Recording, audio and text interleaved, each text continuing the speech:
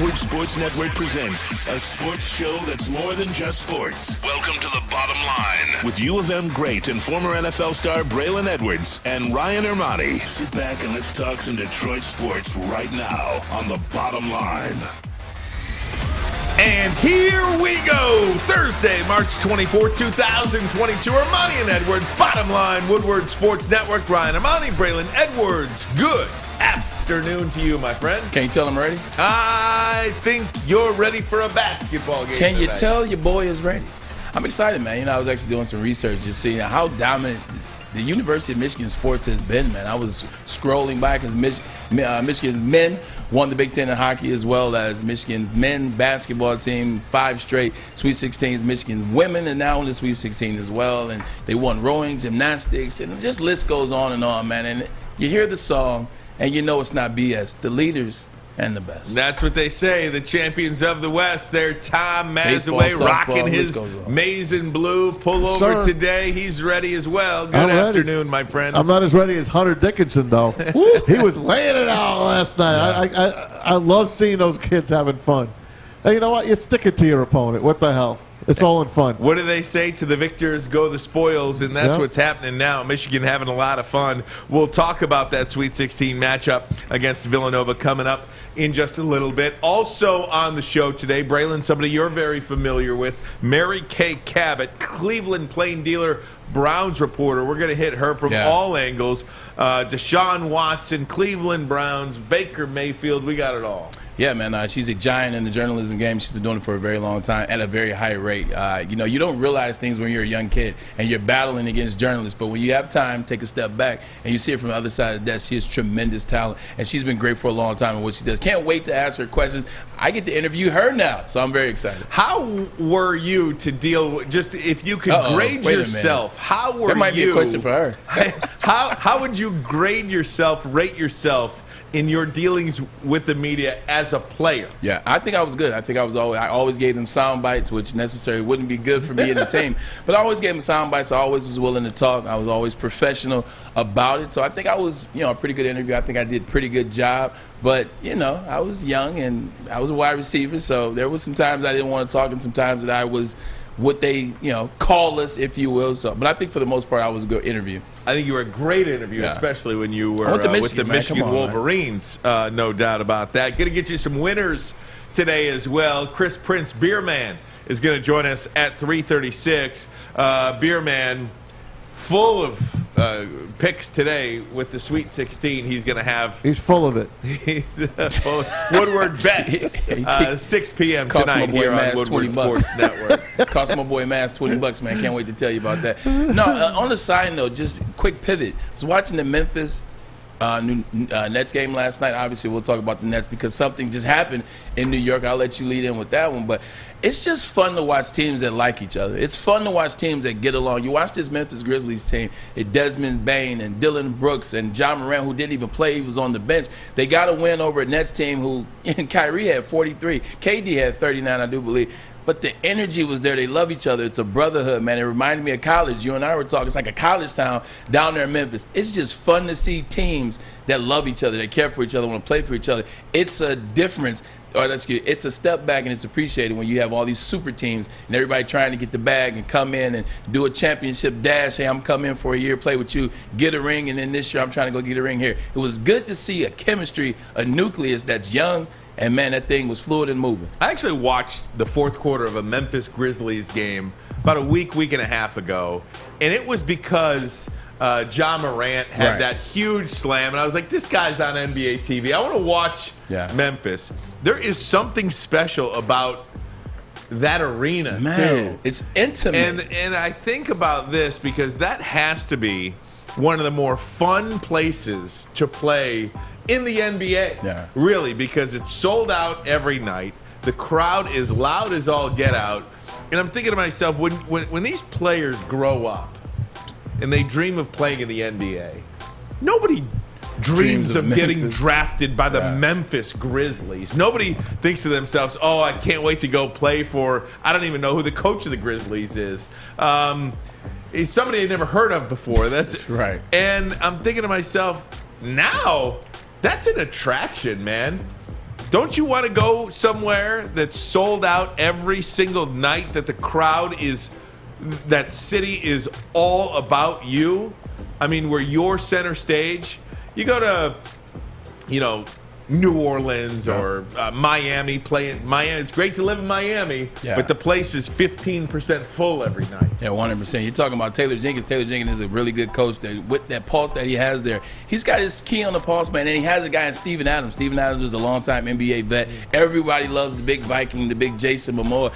They just got that great energy. I think to your point, it started with OKC. I think OKC's Thunder kind of the Chesapeake Arena or whatever it's called. I think that kind of started with these new arenas and these new teams. But I'll tell you, Memphis is a fun team to watch, and don't sleep on them in the playoffs. They're not the number 2 seed in all of the NBA for no reason.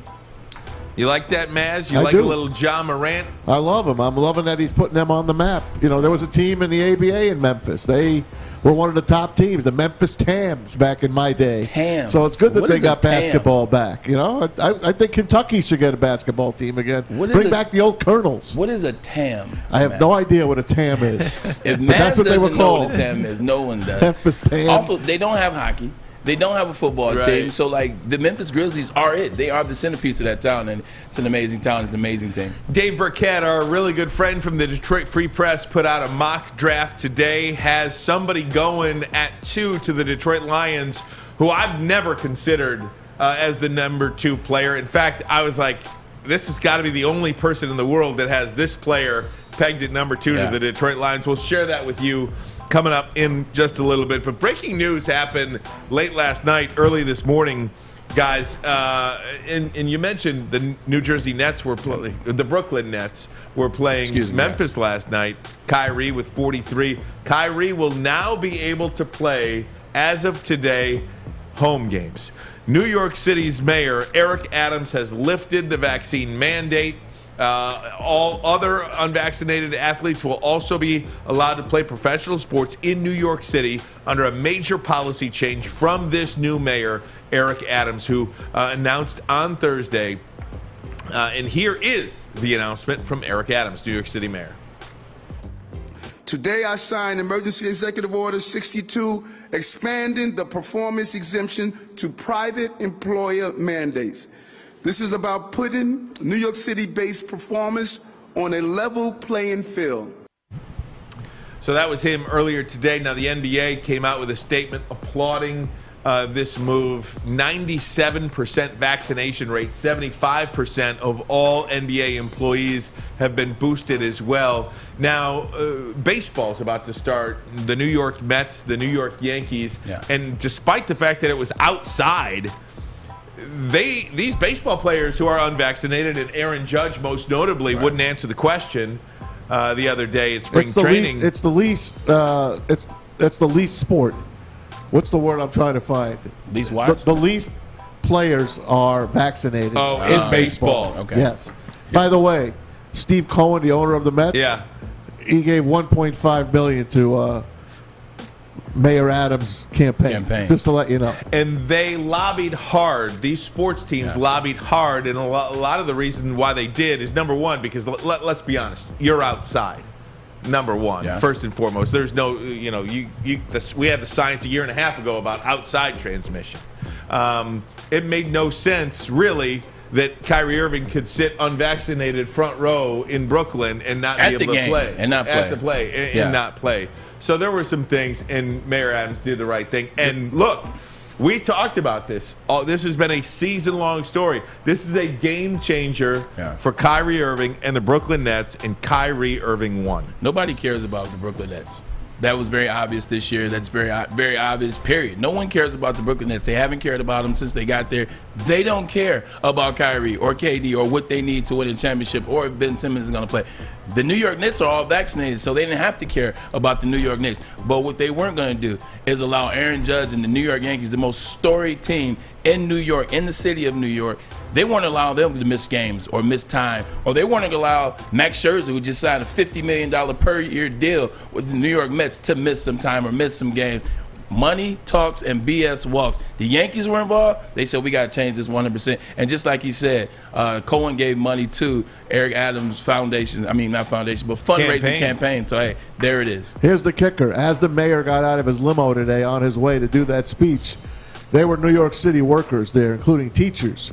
And these people were fired because they would not get vaccinated. And there's the other side. Mm-hmm. You know, now we're letting these millionaires play baseball and basketball. Yet these people lost their gigs because they would not take the vaccination. So I will say this, though, in Mayor Adams' defense, that was not his call. Understood. That was the previous mayor's call. Curtis Lewa, who is Bill de Blasio. Curtis Lewa is the head of the Angels. What do they call them? The Guardian Angels. The Guardian Angels of New York. Okay. Okay. I know you're talking about. They patrol New York City. They make sure no one's getting hassled. None away. He's a big shot there in New York. He mentioned today, if he should have done it for everybody, not just performers. That's true. That is true. Just lift it. Just lift it.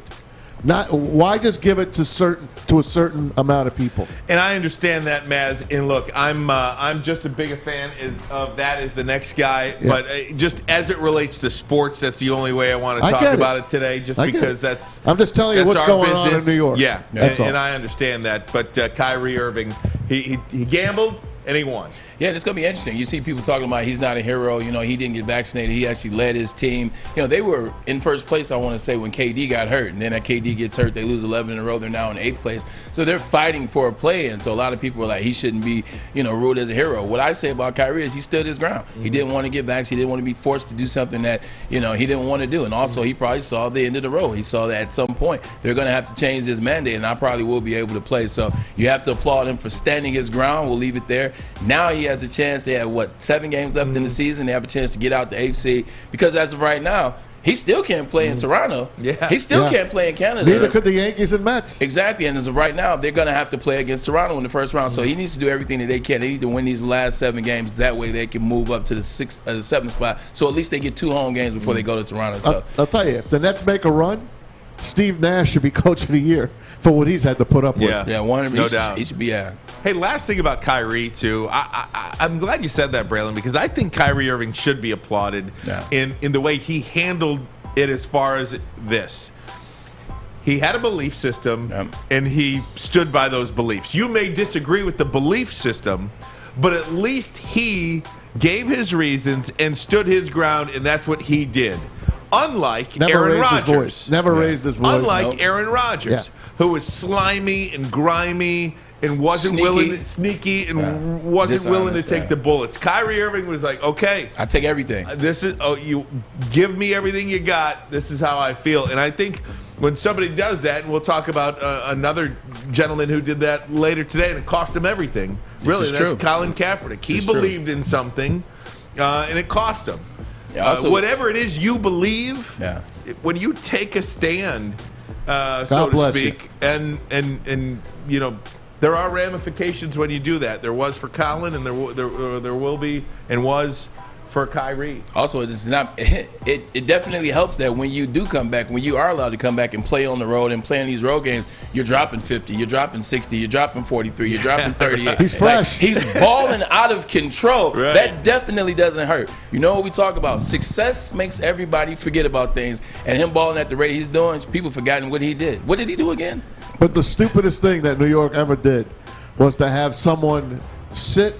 You're not allowed to play because you live in New York or play for that team. That was an in-your-face. That was an in-your-face. That's the stupidest thing. Yet someone from the visitors who is unvaxxed can play in your arena. That's a bigger point, actually. I mentioned that Kyrie could sit front row. If a member of the Detroit Pistons went to Brooklyn and played unvaccinated, he can play. Either way, it doesn't make any sense, but there it is. Guys, we're going to talk to Mary Kay Cabot, Cleveland Plain Dealer, Browns beat reporter. Some breaking news, actually, regarding Deshaun Watson. We're going to get her take on that coming up at 2:36. We'll get into the Dave Burkett mock draft as well. He's got a player pegged for the Lions that is way out of left field, but he's got him there. But a damn good player, though. Coming up next, Braylon, I want to talk about that shirt that you have on right now. What are the odds that the Michigan Wolverines get past the Villanova Wildcats tonight? In the Sweet 16, tip time, 7:30 in San Antonio, Texas. Hunter Dickinson had a little fun with his opponents in the Big Ten. You don't think he did? You'll hear from him coming up next. Ermanni and Edwards. Woodward Sports Network, the bottom line. Detroit, you've been waiting. You've been asking, and now he's back. Starting Monday, April 4th, Terry Foster joins the Morning Woodward Show every day, bringing you Detroit sports like only he can. The Morning Woodward Show with Terry Foster and Adam starts April 4th, live on the Woodward Sports Network.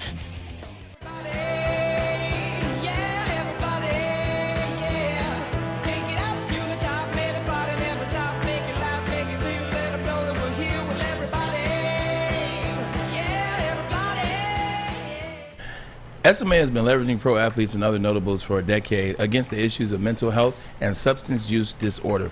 With help of NFL alumni Sean Jordan has been able to save lives and take a stand against these things.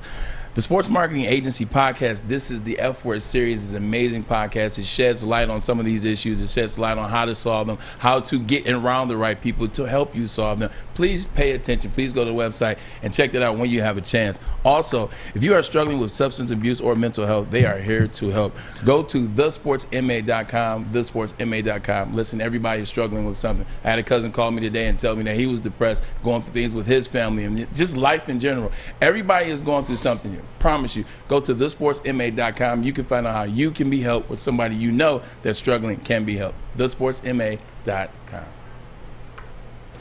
This season was definitely, not the best, not the way that we wanted it to, and other fans definitely let us know that, particularly Michigan State, Illinois, who else? Ohio State, who else?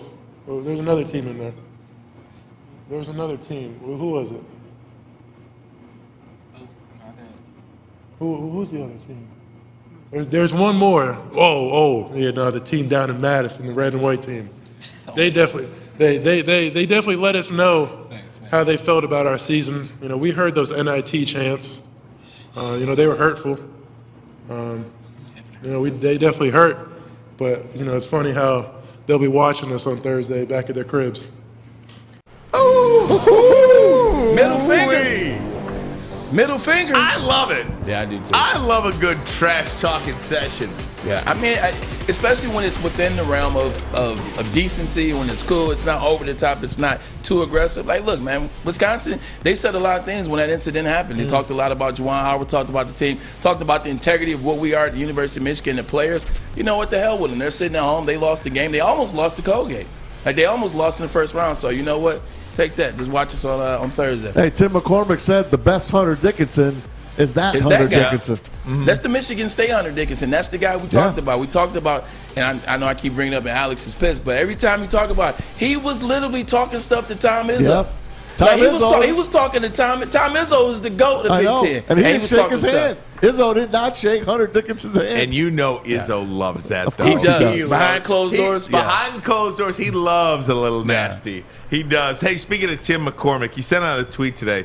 Michigan must play smaller to beat Villanova. Their shooting pick-and-roll game is too strong. Musa and Caleb seldom play well together. In 10 of the last 11, one scored in double figures, the other did not. Play the high-impact guy and sit the other. Also play Terrence Williams more. So that seems to be a winning formula for the Michigan Wolverines tonight at 4.5, 5-point favorite, or 4.5, 5-point underdog to Villanova.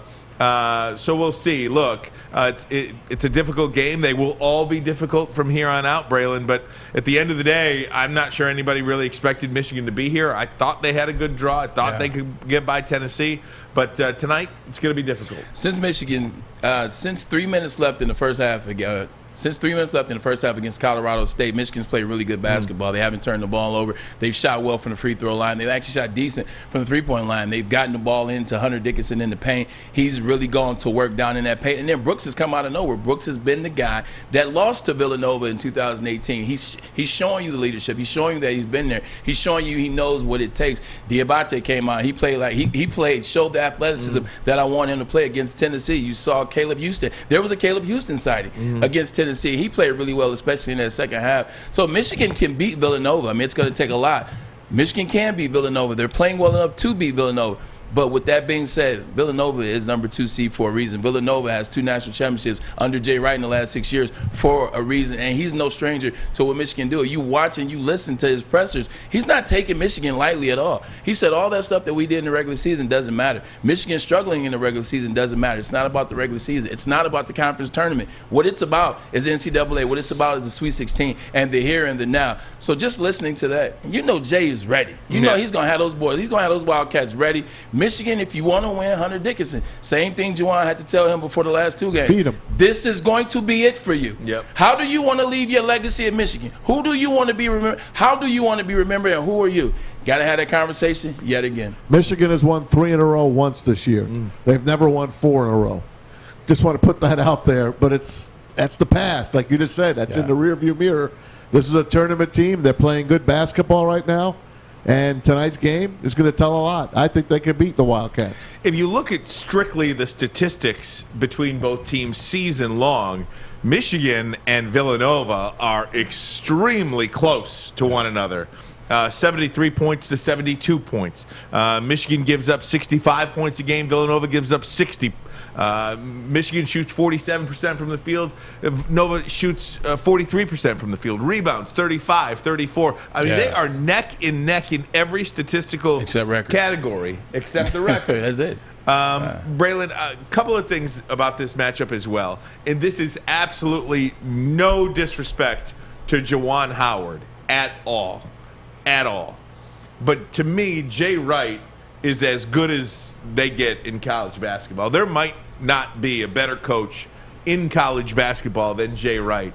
So that is a difficult guy to go up against as well, because such a great tournament coach. Yeah. Well dressed as well. He's a well dressed coach. Hey man, he's one of those guys, man. He's a well dressed guy. He's a Pittsburgh guy, man. He's a well dressed guy. He's a well coached guy. He knows what he's doing, man. He went toe to toe with Roy Williams like he was nothing. Beat Roy Williams. Like he's beat the best. He's seen the best. He's gone each year. They've literally been in the Sweet 16. They've been in the Elite Eight. They've been in the Final Four. This is nothing new to him. This is another day in the park in March for him, soon to be April. So you can't take that lightly. You got to go in that game and you got to know that he's going to be prepared. One thing about Jay Wright, preparation is his strength. Preparation, preparing his guys and having his guys in the right situation, and also halftime adjustments. That's going to be big for Michigan. Jay Wright is a big halftime adjustment guy. He goes in that locker room, he figures it out, he comes out. They're a different team in the second half. They do what they need to do. That's something that Michigan's going to have to do in this game. Got to be ready to make those halftime adjustments. They better not get behind like they did to Colorado State, because they will not come back. No, not at all.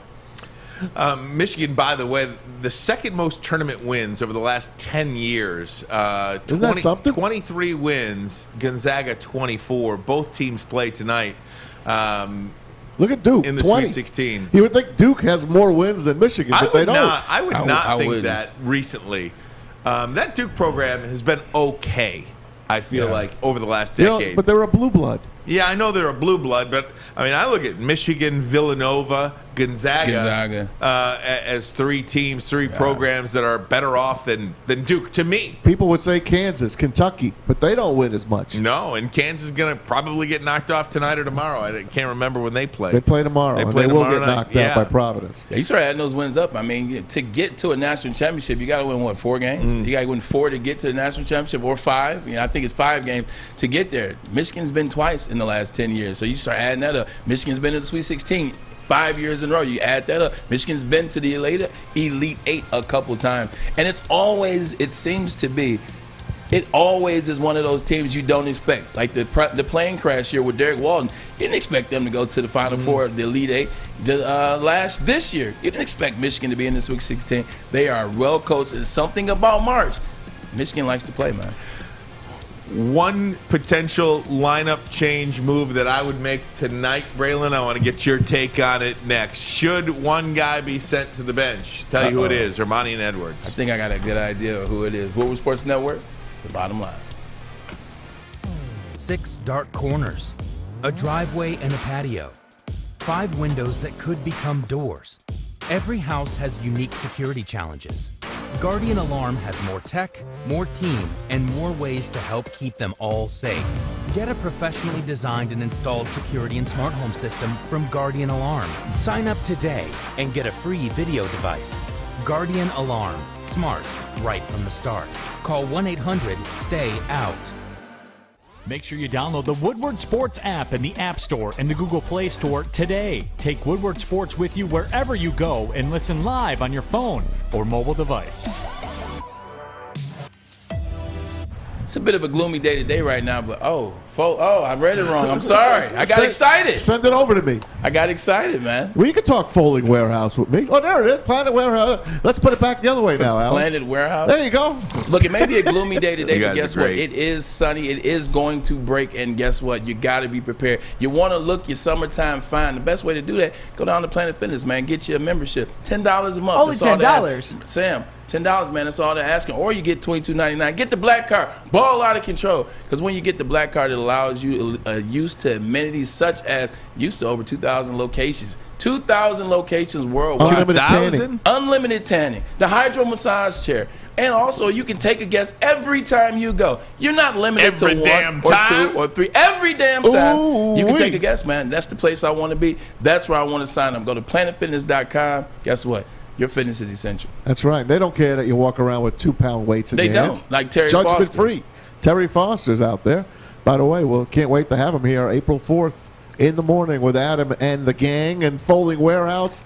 They got to host your corporate party event. You got to get out there. It is a fun night. Tonight's my bowling night. I'd probably do a lot better if I had a football in my hands. Ooh. Don't forget to ask for Chris Hunt. He is the inventor of this game down in Hamtramck. Go check him out. The place is huge. You can have your own food there, have it delivered. Just get your foal on. Don't forget, a couple of ways to play. $10 unlimited open play, or you can have a private lane reservation for $120 for 2 hours, 10 of your closest friends. They got plenty to drink as well. Over 100 beers in the joint, and the $2 mystery beer machine. Check them out. Get your foal on. Tonight, do it at thefoldingwarehouse.com. I think it's wonderful for University of Michigan to be a fine institution that it is, to have 2 basketball programs, the men's and women's, to represent the school, represent what the school is all about, with the winning tradition on and off the floor. I give Kim and her staff an amazing credit as far as what they have developed with that culture and finding, fine young men women, that are talented in many ways and that play basketball the winning way. Getting to the men's program, it says a lot about our AD, Ward Manuel, with the hires that he's made, not just on the basketball level, but being a part of it and having an opportunity to coach, and lead these fine young men. It's a blessing to see all the hard work that they put in, also to see our staff and all the work that they put in to buy into what the Michigan culture is all about. So I think it's fun and exciting for the state of Michigan to be able to be represented by the men's and women's basketball program.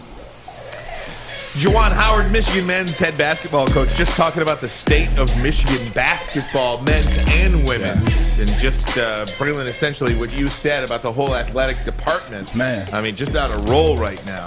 Michigan's winning at a high clip, and that's all sports are included, but just focus on the basketball right now, man. What Kim Barnes-Rico is doing, what Juwan Howard is doing, I don't know why I really elongated his name right there, but what Juwan Howard is doing along with her, man, it's just great, man. It's great to see basketball winning at that high level, and it's great where you guys can talk stuff back and forth with your programs. It's kind of like when UConn women were really good. It's like Baylor now. Baylor's women are really good. Baylor's men are really good. It's fun to be in that same gym and talk some stuff. Like, I bet you we have more points than you. I bet you we win more games than you. Like, literally, Kim Barnes-Rico should be Women's Coach of the Year. Or, excuse me, she should be Women's Basketball Coach of the Year this year, doing a tremendous job. And actually, they have a chance. If they won, would not be surprised if they took home the gold. They play South Dakota, by the way, on Saturday. South Dakota is the next step in the Sweet 16.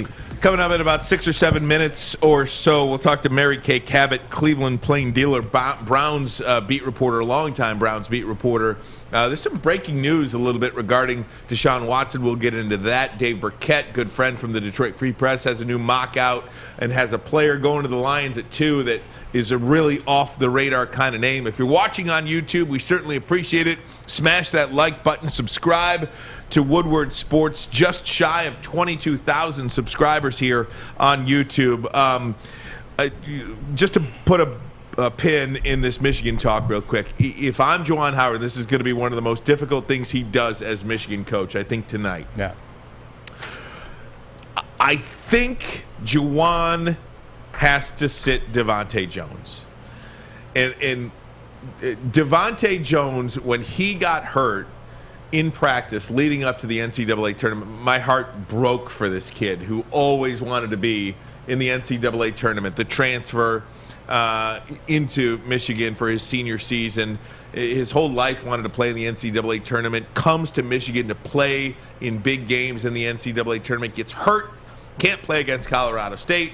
Plays against Tennessee. Gets hurt again. 11 minutes against Tennessee. This team has to go with who's hot. And right now, Eli Brooks and Frankie Collins should play 30, 40 minutes a night tonight. And Devontae should come off the bench, in my opinion.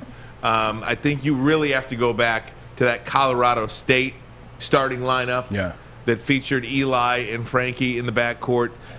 If you just look at the Tennessee game, you know, Devontae played 11 minutes in that first half. They're down 5 at the half. Frankie Collins comes in, and they beat Tennessee by 13 points in the second half. I mean, the guy is just a spark plug, and I think they need that kind of effort tonight. They need to play small. I'm literally of the mindset, like when you go to a major institution or when you go to college anywhere or in the NBA, whatever, or professional sports, you got to play the hot hand. Like, your job is you want to win. The goal is, the objective is to win. You go to play. Devontae Jones transferred here. He wanted to be a starter. He is a starter. He wanted to be a guy that was one of the reasons why they won in the tournament. But sometimes you got to go away from a guy that's not hot. Like, literally, if you watch the Indiana Hoosiers game, he struggled a lot in that game. We can go back to before he got hurt. He struggled in that game. Then you come back against Colorado State and see that lineup with 3 minutes left in that half. And then you look at when he comes back against Tennessee, they're just not the same team with him in there. And there's nothing wrong with that. I mean, look at football. We switch over. We talk more often than not about what Nick Saban did with Alabama against Georgia. Your boy was struggling. Jalen Hurts was struggling in that first half. Jalen Hurts knew what he was when he went to Alabama. He said, hey, you know what? We play the best players. Right now, Jalen's not playing like the best. Put in Tua Tagovailoa. Tua Tagovailoa wins the national championship. You got to play who's hot if you want to win. If you're a selfish player, then by all means, then you try to play and you make excuse to play if you're not playing your best. But if you're not selfish, if the goal was to win, the team, as Bo always said, then you will understand not playing. I agree with you 100%. I mean, if you just look at his stat line, Frankie Collins doesn't have the greatest stat line. He's not going to wow you. The energy is small things. It is that just Energizer bunny out there. And, you know, one of the things has Devontae Jones, earned the right to start this game. Yeah, I mean, if you look at the totality of the season, but I think one of the hardest parts for a head coach is to decide what's best for my team right now and what you think you owe to a player. It's legitimately what Jay Wright said when he was assessing Michigan, assessing his game. He says the season doesn't matter. What happened in the regular season, those first 30 games don't matter. What happened in the conference championship to a certain extent doesn't matter. What happens is right now. And in right now, Devontae Jones isn't the best option. Frankie Collins and Eli Brooks are. He's 23 years old, the kid, all right? You thought Michigan probably couldn't win without him when they played. Remember when he went out? You were like, man, we really need him. That kid's coming into his own. Who's to say he's not going to come into his own again? He can get the hot hand again. Perhaps. And then we'll see how that's how basketball goes. But you just don't have time against to Villanova. Find that out. You know, I mean, that's really got to be a gut call, and you can't be wrong. Because if you go a 5-6 minute stretch where nothing's going your way, you don't get a do-over. What happened to him in the last game? You said he got hurt. I think he twisted a knee. Twisted a knee. So he might not be able to play. He is going to play tonight, I believe. Okay. He's definitely going to play. If Juwan's going to play him, he's the right call. Yeah. I believe in him, what he's going to do. He knows his team better than us. And also, that's where you go with leadership. That's where you go with, being the coach. You got to trust your players. You want to be loyal to your players. We saw Jim Harbaugh be loyal to Kay McNamara in the Orange Bowl. A lot of us wanted J.J. McCarthy to be the starter. At least if he wasn't going to be the starter, you wanted him to be able to come out in the second quarter. You wanted that to be the move. They didn't make the move. They stuck with it. They got too far behind. So I understand the loyalty thing. He did transfer. He is a senior. He is 23 years old. This is his last crack at it. This is what he wanted to do. I understand that. But you got to be non-biased. You got to see the game for what it is, Juwan. Like when that game starts, that first 5 minutes is gonna let you know a lot if you start Devontae Jones. If you don't see it there, don't be afraid to pull him out in that first 5 minutes. Exact, quick trigger. Like I don't mind the loyalism. Be loyal. I don't mind loyalty. Be that. But you got 5 minutes with that loyalty, and if it's not working, got to get him out of there. All right. Yeah. I'm not going to argue with you. Yeah. We'll see. I mean, they're going up against a juggernaut tonight in a rematch. Yeah. Eli Brooks, by the way, he was a freshman on that team in 2018 that lost to Nova in the that game finals. Was ugly from start to finish. Oh man, wasn't it? And who's that? DiVincenzo. Yeah, DiVincenzo. Yeah. Oh my he God. killed them. He was a single guy. He was a wrecking crew on his own. Doesn't he play for the Bucks now? He does. He plays for the. Well, he's on the Bucks. Dante DiVincenzo. The crazy thing about it is if that Joker could shoot free throws that game, he would have had about 50 points. He missed 12 free throws and still ended up with 38 or 39. He killed us on his own. Did. Go Blue tonight, Michigan and Villanova coming at you 7:30, and we'll just continue to pray. I'm not ready for this run to be over. I'm not ready for it to be over. Elite Eight on the line. Guys, we're going to change it up, get to some NFL news now. Mary Kay Cabot, longtime Cleveland Plains Dealer Browns beat reporter on the line. She's going to join us next. We'll get into a little bit of breaking news regarding Deshaun Watson and just that whole situation as a whole. How did it play out? And what's next for Baker Mayfield? Plenty of questions. And, by the way, what was Braylon like as a player for the Browns? I'm sure he was a very inviting player to the media. Oh, I'm sure you were. Mum's the word. Ermanni and Edwards. What was Sports Network? Bottom line. You grouch. Come on, be nice, Mary. Be nice. Think you're a big shot? Oh, excuse me, it goes down. Think you can make the big shot? Washington fires. Hits. Woodward Sports wants to send you to the finals for college basketball April 2nd through the 4th in New Orleans. That's right, you and a friend in the Big Easy. We'll take care of the airfare, hotel, and tickets to see the finals for college basketball. Listen Monday through Friday to the Morning Woodward Show. Big D Energy. And the bottom line for your chance to qualify. If you can make the big shot, you and a friend are getting out of the cold and to New Orleans.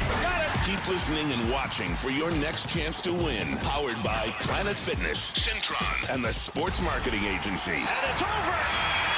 Anything can happen in March. It took exploring 50 different formulas and hosting countless taste tests, but we believe Gypsy Vodka is the smoothest vodka on the market. Don't believe us? Ask the owners. We're Mike and Adam Kazanowski with High Five Spirits Distillery. We're in close to about 1,200 locations throughout Michigan. We wanted to create a brand that was geared more towards freedom, love, adventure, and at the end of the day, we really wanted to tell a story that inspired other people to take risk, follow their dreams, whatever that might be. Hey, gang, want to tell you about Les Stanford Chevrolet, located in Dearborn on Michigan Avenue. Les Stanford is your Corvette king. Nobody sells more Corvettes than Les Stanford. Nobody. GM announced that all-new 2023 Corvette Z06 0 to 60 in 2.6 seconds. You'll be looking good on that on Woodward Avenue behind me here. For more, head over to CorvetteKing.com, CorvetteKing.com, and for all your other Chevy and Cadillac needs, LesStanford.com, LesStanford.com. Fine new road. That's right. Find them. Pleasure to be joined now by longtime Cleveland Plains Dealer Browns beat reporter, the great Mary Kay Cabot. Mary Kay, how are you? Thanks so much for the time. There she is. Hello, guys. How you doing? Hey, Mary. How you been, Mary? I've been doing great. It's good to see you again after all of these years, Braylon. It has definitely been a very long time. It was good to see you as well. Good to talk to you. I've seen you on TV, but actually now get to talk to you, I have to say. Hey, Mary, before we move forward, what kind of guy was this to cover? Stop it. You know what? He was pretty much just as he is now. I've watched a few of the pods, and I've seen some of his comments. He was just like that back then, but I wish we had it to do all over again, Braylon, because I think we would have gotten along If we had a mulligan, we would have gotten along better. I think you would have understood me a little bit better. Maybe I would have understood you, and we could have done some nice stories and some nice. No, I really agree. I really appreciate you saying that. And I feel the same exact way. I think me so much was fighting the Michigan and Ohio State, and I had to deal with a lot of that BS. And then not having success on the field, you know, it leads to you getting in your head and you think everybody's against you. And sometimes they were, but you're absolutely right. I wish I could have a mulligan. We don't, but we do have the rest of our lives to get it right. Look at that. All right. That's right. My mom and my dad both said hello, by the way. Oh, tell them both I said hello. You have great parents, and that's why you've been successful in life, and I'm proud of the man you've become. Thank you so much, man. Hey, Mary, let me jump right into it here. And this was, I guess, a little bit of breaking news today. A second grand jury in Texas considering evidence related to another accusation of sexual misconduct against Browns quarterback Deshaun Watson. What do we know about this? Well, the Browns say that they knew about this, so this was nothing that came as a big surprise to them. And they do say that even during the process when they were trading for Deshaun, they knew this second one was going to happen, and it's probably not going to be the last. They knew what they took on, both in terms of the player, the controversy, the backlash, and now it's going to play out, in headlines for probably a long time. Hey, Mary, I saw you. I'm going to jump into some Deshaun Watson stuff as well. I saw you on First Take answer this question. I want to bring it up again. What is the pulse in Cleveland as it relates to Deshaun Watson? Obviously, he still has 22 pending civil cases. Are people in Cleveland happy he's there because of how good he is on the field, or are people kind of very, reserved because of the issues with the civil cases? You know what, Braylon? It's a town divided right now. I mean, the passion here for the Cleveland Browns and how much this team means to this city and these fans. And right now, I would say that, in my encounters, about half the fan base is really, really excited about this. The thought that maybe they have a quarterback that really actually will be able to get them to the Super Bowl this time. And then you've got a large segment of the fan base that is very uncomfortable with these accusations, with these allegations, with the 22 civil suits, and what might be coming in terms of a suspension. So I think everybody's kind of walking on eggshells right now. Mary, I'll tell you, we live in very similar NFL cities, right? I mean, I'm a lifelong Lions fan. We've had one playoff win since 1957. When I heard Deshaun Watson was available, I'm thinking to myself, you have to go get this guy. If he's able to play, he's able to play. And I got a ton of backlash for that. What do you make of it?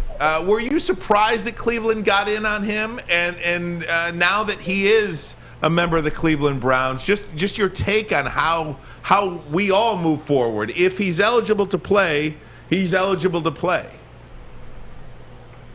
Well, I'm not saying that they pursued Deshaun, because back when I wrote that column at the end of the season that Baker called clickbait, if you guys remember that or not. But back when I wrote that column, I said in there that if things didn't work out with the Browns and Baker Mayfield, that Deshaun Watson would be one option for them. I knew they were doing their due diligence on him. So not surprised they sort of kicked the tires, tossed their hat into the ring. Very shocked that they ended up actually landing him, especially because he had ruled them out first out of the four suitors. So that was a shocker for all of us here in Cleveland. I think the Browns were very surprised about it too. But now that he is here, I will say that I'm trying to be very, very open-minded and let the legal process play out, because I don't know all of the information yet. I don't know exactly, I don't know what happened behind closed doors. I'm very interested to see how these civil suits play out, and now how this other, criminal investigation plays out. But I'm willing to be very, very open-minded with, Braylon, maybe if you look back in retrospect, you can try to see that, that's how I covered the Browns back then. That's how I covered the Browns since then. I mean, I'm willing to give people a chance, and I do believe in second chances. And so I have not condemned this move yet, because I think that we need to see where it's all going to go. No, you're definitely right, and I do appreciate that, and I'm sure Deshaun Watson does as well. Let's get on the field. Let's say everything goes right. Let's say the cases are over. Let's say the suspension happens. You move forward. Say he doesn't get that many games. You have Deshaun Watson, one of the best quarterbacks in the NFL, on the field. You have Njoku that you signed back. You got Chubb. You have Kareem Hunt. When they're together, they're the best running back in the NFL. You have Myles Garrett, who's arguably the best defensive player. Obviously, Aaron Donald, but he's right there in the mix. Denzel Ward. You guys got everything. If it doesn't work with this, like, where does Cleveland go from there? Because when I'm not arguing on Twitter with Cleveland natives, I'm secretly still a Cleveland Browns fan. Where does it go if it doesn't work with Deshaun? Like, this seems like to be it. It seems like the move for Cleveland to actually get the move. What if it doesn't work? It has to work, okay? Yeah. I mean, it just absolutely has to work. Again, all of the stuff aside, and we can't necessarily, just put that over there in a box. And I just want to make sure that people understand. I'm going to be very, very sensitive to all of the people that are very upset by this, and I have to walk that minefield of trying to cover this without upsetting a lot of people, and it's going to be hard, but I hope people can bear with me. I'm really going to try to get this right. But in terms of just the football stuff, they have to put all their eggs in this basket. They've got to make sure that the play calling is right. They have to be able to showcase Deshaun Watson's skills. I mean, we heard things that, and whether or not, in the final analysis it will prove to be true, but Baker Mayfield did not love the play calling last year. He didn't feel that they were playing to his strengths, but any of that has got to go out the window. They have got to play to Deshaun Watson's strengths, and whatever that takes is whatever it's going to have to be. If Kevin Stefanski continues to call the plays, fine. It's not going to work out. They have to build everything around making sure that Deshaun Watson is successful. It begins and ends there. They made the financial commitment, $230 million guaranteed. They cannot mess this up. Mary Kay Cabot joins us, Cleveland Plain dealer and an NFL Hall of Fame voter, I might add. She's been around a block here in the NFL. Mary Kay, I wanted to ask you, first of all, what went wrong with Baker Mayfield? And second, where is he going? I know you wrote something. We saw it on Twitter the other day. They're not looking for a number one pick. No kidding. They're probably not going to get one because they tore him down. They tore him to shreds, which I don't understand. How do you do that when you want to sell a product? Well, first of all, I wrote that they're not looking for a first-round pick because there was a report circulating out there that they were looking for a first-round pick. So I kind of had to shoot that down and bring that back into perspective for people. They're not out there trying to get a first-round pick. I mean, at this point, they really would like to move him as soon as possible, just to kind of move forward, to close that chapter and to start fresh. But in terms of what went wrong, a lot went wrong with Baker Mayfield. Baker Mayfield landed, and Braylon can attest to this, he landed in sort of the maybe tail end of the very dysfunctional Cleveland Browns. And they've been very dysfunctional since they came back in 1999 for the most part, right? Yeah. I mean, they have. There's just one coach after another, one regime after another, and it's really hard to keep blowing it up and changing things. And Baker had to deal with a lot of that. So I do feel that the poor guy had a ton on his plate that he shouldn't have had to. No young quarterback and no young player should ever have to deal with all of that upheaval, all of those firings, and then you're out there and you're supposed to perform at your peak level. It's just very difficult. So he had too many head coaches, he had too many coordinators, he had too many systems that he had to learn, and I think that has a lot to do with why he's not here right now. I never thought Baker Mayfield was the guy that was going to win you a Super Bowl. I thought you could put pieces around him, and then he could help you. Then he could win a Super Bowl. But I definitely agree. I've been in that situation in Cleveland. I know how that door works, coach after coach after coach, offensive coordinator. It's a terrible thing, and it weighs heavy on your mental. So I do wish him some luck and some success in the future. But let's talk about a guy that left because of essentially Baker Mayfield, and then now is willing to potentially come back. What do you think about Odell Beckham rejoining the Cleveland Browns potentially this upcoming year with Deshaun Watson? Well, I saw a tweet, recently where a fan said, "Hey, why don't you come back?" And he answered and said, "LOL, that would be interesting." So I pursued that a little bit and found out that was more than just a tweet, that he really could be coming back to the Cleveland Browns. And the reason why he's open to it is because, and here's something else that Braylon, when the fans do love you and things are going well, like they were during the season when you caught 16 touchdown passes, when times, right? I mean, when the times are good, they're really good, and you're embraced and you're loved, and he was all of that. and the Haslams, Jimmy and Dee Haslam, they really, really like Odell Beckham Jr. a lot. So there were some positives while he was here, and I think he really did want to come. I think he would be open to wanting to win a Super Bowl here, knowing now that Deshaun could actually probably deliver that. But he's coming off the ACL. I've heard it's unlikely. I kind of threw it out there, but also in the headline said it's unlikely at this time. He has to recover, but he hasn't slammed the door shut on it, and neither has anyone else. Mary Kay, do you think Baker Mayfield can be a Super Bowl quarterback? And where do you think he lands?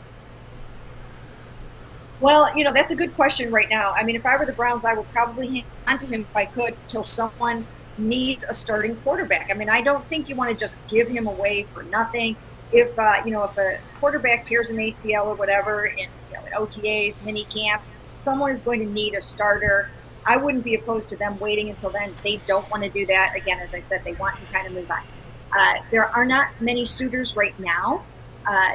Sometimes I look to Detroit and I think, well, everybody should have somebody that loves them the way John Dorsey loved and loves probably Baker Mayfield. So, I mean, who knows? Maybe something could happen there at some point. The Seahawks might get interested, but nobody wants to pay the $18.86 million right now, and the Browns do not want to pay any of that freight. They do not want to pick up any of that tab. So we'll have to see where this goes. The great Mary Kay Cabot, Cleveland Plain Dealer, Yes, Browns beat reporter, and Braylon, he's been talking about you for days, so I'm glad you came on. Thanks so much, Mary Kay. Thanks, Mary. I really appreciate it, Mary. Thank you, guys. I enjoyed it. We got to do it Great again stuff. soon. Absolutely. Sure. Hey, I wanted to ask her, do you think that we have the curse of Bobby Lane? Do you think they have the curse of Bill Belichick? Perhaps. Art Modell, if anything. I almost think the Cleveland Browns have it worse than Lions fans, and hear me out on this. Well, they lost their team. Well, yeah, they lost their team, and then they won 2 Super Bowls. Like, can you imagine if the Detroit Lions moved to whatever, Montreal, or whatever? You went way to Montreal. I don't know why I said Montreal. It's Memphis. There you go. The Detroit Lions moved to Memphis, and they become the Memphis Lions and win 2 Super Bowls. Can you? I mean, not also that though. Like the Lions, they talk about the Dallas game. Like the Lions fans, like the Dallas game is the end all be all when you talk about the Lions. Maz has brought that up during the season a lot. Cleveland was on the doorstep twice to the Super Bowl. You had the fumble and the drive, and then you had the drive. They have 2 historical things against them. Blunders, and then you have them leaving. But at the end of the day, through all that, Mary Kay still does a tremendous job. She did mention something about how to cover Deshaun Watson, which as a TV guy, in my day job, it is an interesting balance because you're not going to make everybody happy. I want to address that coming up next. Ermanni and Edwards. Woodward Sports Network, the bottom line. Hi, my diamonds. It's Crystal with an X. You want to get hot and perfect like me? Here's my super easy routine. Drink at least a gallon of water before you wake up. Attach a weight to everything in your house. Sell your car and just sprint everywhere. Scream when you exhale. Don't follow Crystal with an X. Do your own thing at Planet Fitness with tons of equipment and free fitness training in our clean and spacious clubs. Join now for just $10 a month and cancel anytime. 3 NBA championships. Detroit fans were there. 11 Stanley Cups. Detroit fans were there. 4 World Series wins. Detroit fans were there. And that one Lions playoff win in 1991. Yeah, Detroit fans were there. Woodward Sports, where the fans are. Hey, everybody, it's time to get your tan on. Get it going at Chili Peppers Tanning. You're going to find the cleanest salons in the D, sanitized and spotless rooms, and, of course, certified tanning professionals. If you join the Pepper Club, you're going to be well taken care of. They beat all competitors by $5. ChiliPeppersTanning.com. They got the hottest bulbs, the hottest deals, the darkest tans, your vitamin D headquarters. 26 locations and more on the way. We got one just about a mile down the street here on Woodward. Get your tan on. ChiliPeppersTanning.com. So one of the things that Mary Kay Cabot talked about was how to cover Deshaun Watson. So many people have a feeling one way or the other. You go after him, you He plays for your team. You're a fan of him. You don't care what he does off the field because he's on your team and he's wearing your colors. Yeah. And then there's people that say they know what happened in those rooms, and by no means should this player be a guy that you root for. As a journalist, and I like to consider myself an entertainer more than anything else instead of a journalist. How about a fan? But, for the other job, it's a really difficult line to walk that she is doing. Yeah.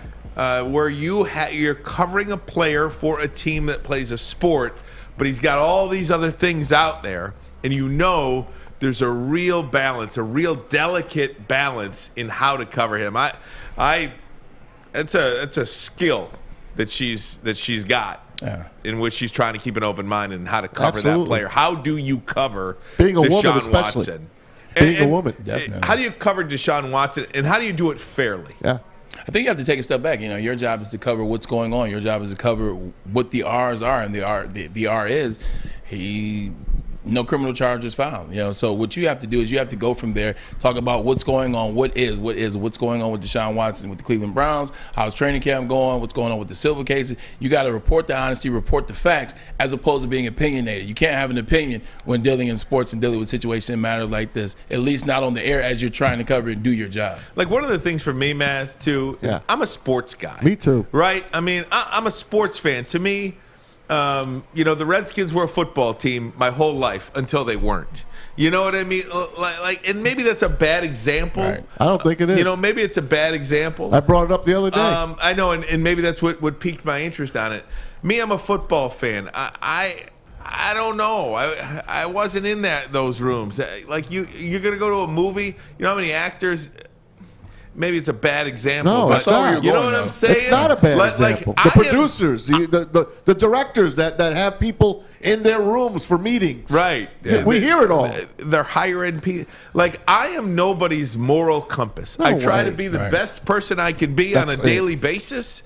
And that's what I do. I don't judge anybody. And if I don't have the facts on something, I'm not going to just be all out on somebody. I think another thing too, like, if you're dealing with facts, you're dealing with a situation where it's black and white, it's set in stone. Like, you literally have the facts. They're found guilty in a court of law on something or matter. I don't know what that matter is, but you found out they are guilty. Like, that's fact. That's truth. It came down. There was a verdict. They were found guilty. Now you can assess the situation from there. But when you're dealing with the he say, she say type situations where it's Deshaun Watson's word against these 22 women, and I'm not taking anything against those women. If this matter happened, and I feel terribly sorry about that they had to go through that they were demonized and they're victims of that. I feel terrible. But when it's he say, she say, and it's loose information and you don't know, like, my job is just to report what I see, and my job is to talk about Deshaun Watson. How does he fit into the Cleveland Browns? On the field. Exactly. How does he fit into, like, that's my job. That's all that I can do. I can't tell you an opinion based on he say, she say. I wasn't in it. I wasn't at the deposition. I don't have all the facts. I don't know. My job is to tell you that Deshaun Watson is one of the best quarterbacks in the NFL, and when he gets on that field, he's going to kick some ass. That's all I can tell you based off he say, she say. And Maz, I'm sorry I got to jump in on this for a second. I'm sorry. What are you sorry for? The thing about it is, our job is not to decide who gets to play and who's nice and who's not. Our job is to evaluate what we see on the field. Yeah. And I think too many times, too many people in our business, whether it's any topic, whether it's about vaccines, talk down to people as if they are this high authority of moral compass, of perfection, and we're not. We're just sports fans who talk about the games and what we see on the field. I can't be anything else other than that. I'll never get off this. Never. I'm a sports fan through and through. Last night I'm driving, taking Lily home from school. We had to do something, get her home. Well, I'm on 96 going east to come home, and every exit is closed. Matter of fact, you're just driving, and all of a sudden you see a bunch of state troopers just spread across the highway. You know how big the 96 East Highway is? Yeah. Literally, you drove up and you couldn't go any further. They built the wall. So we had to get off, and before you know it, I'm going through the neighborhood. I just sat behind the state trooper, and we just waited till it opened. You told me today there was an active shooter. I didn't know. My wife's like, put the news on. Not active, but it was a shooter. She said, put the news on. I'm like, no, I don't want to put the news on. I don't give a damn. You know why? Because I'm sitting here anyway. I don't give a damn. What I mean by that is, as a sports fan, I didn't care. I didn't look at the Redskins or the Indians or the Redmen of St. John's as derogatory. I never, ever in my life thought that. It's just the name of the team.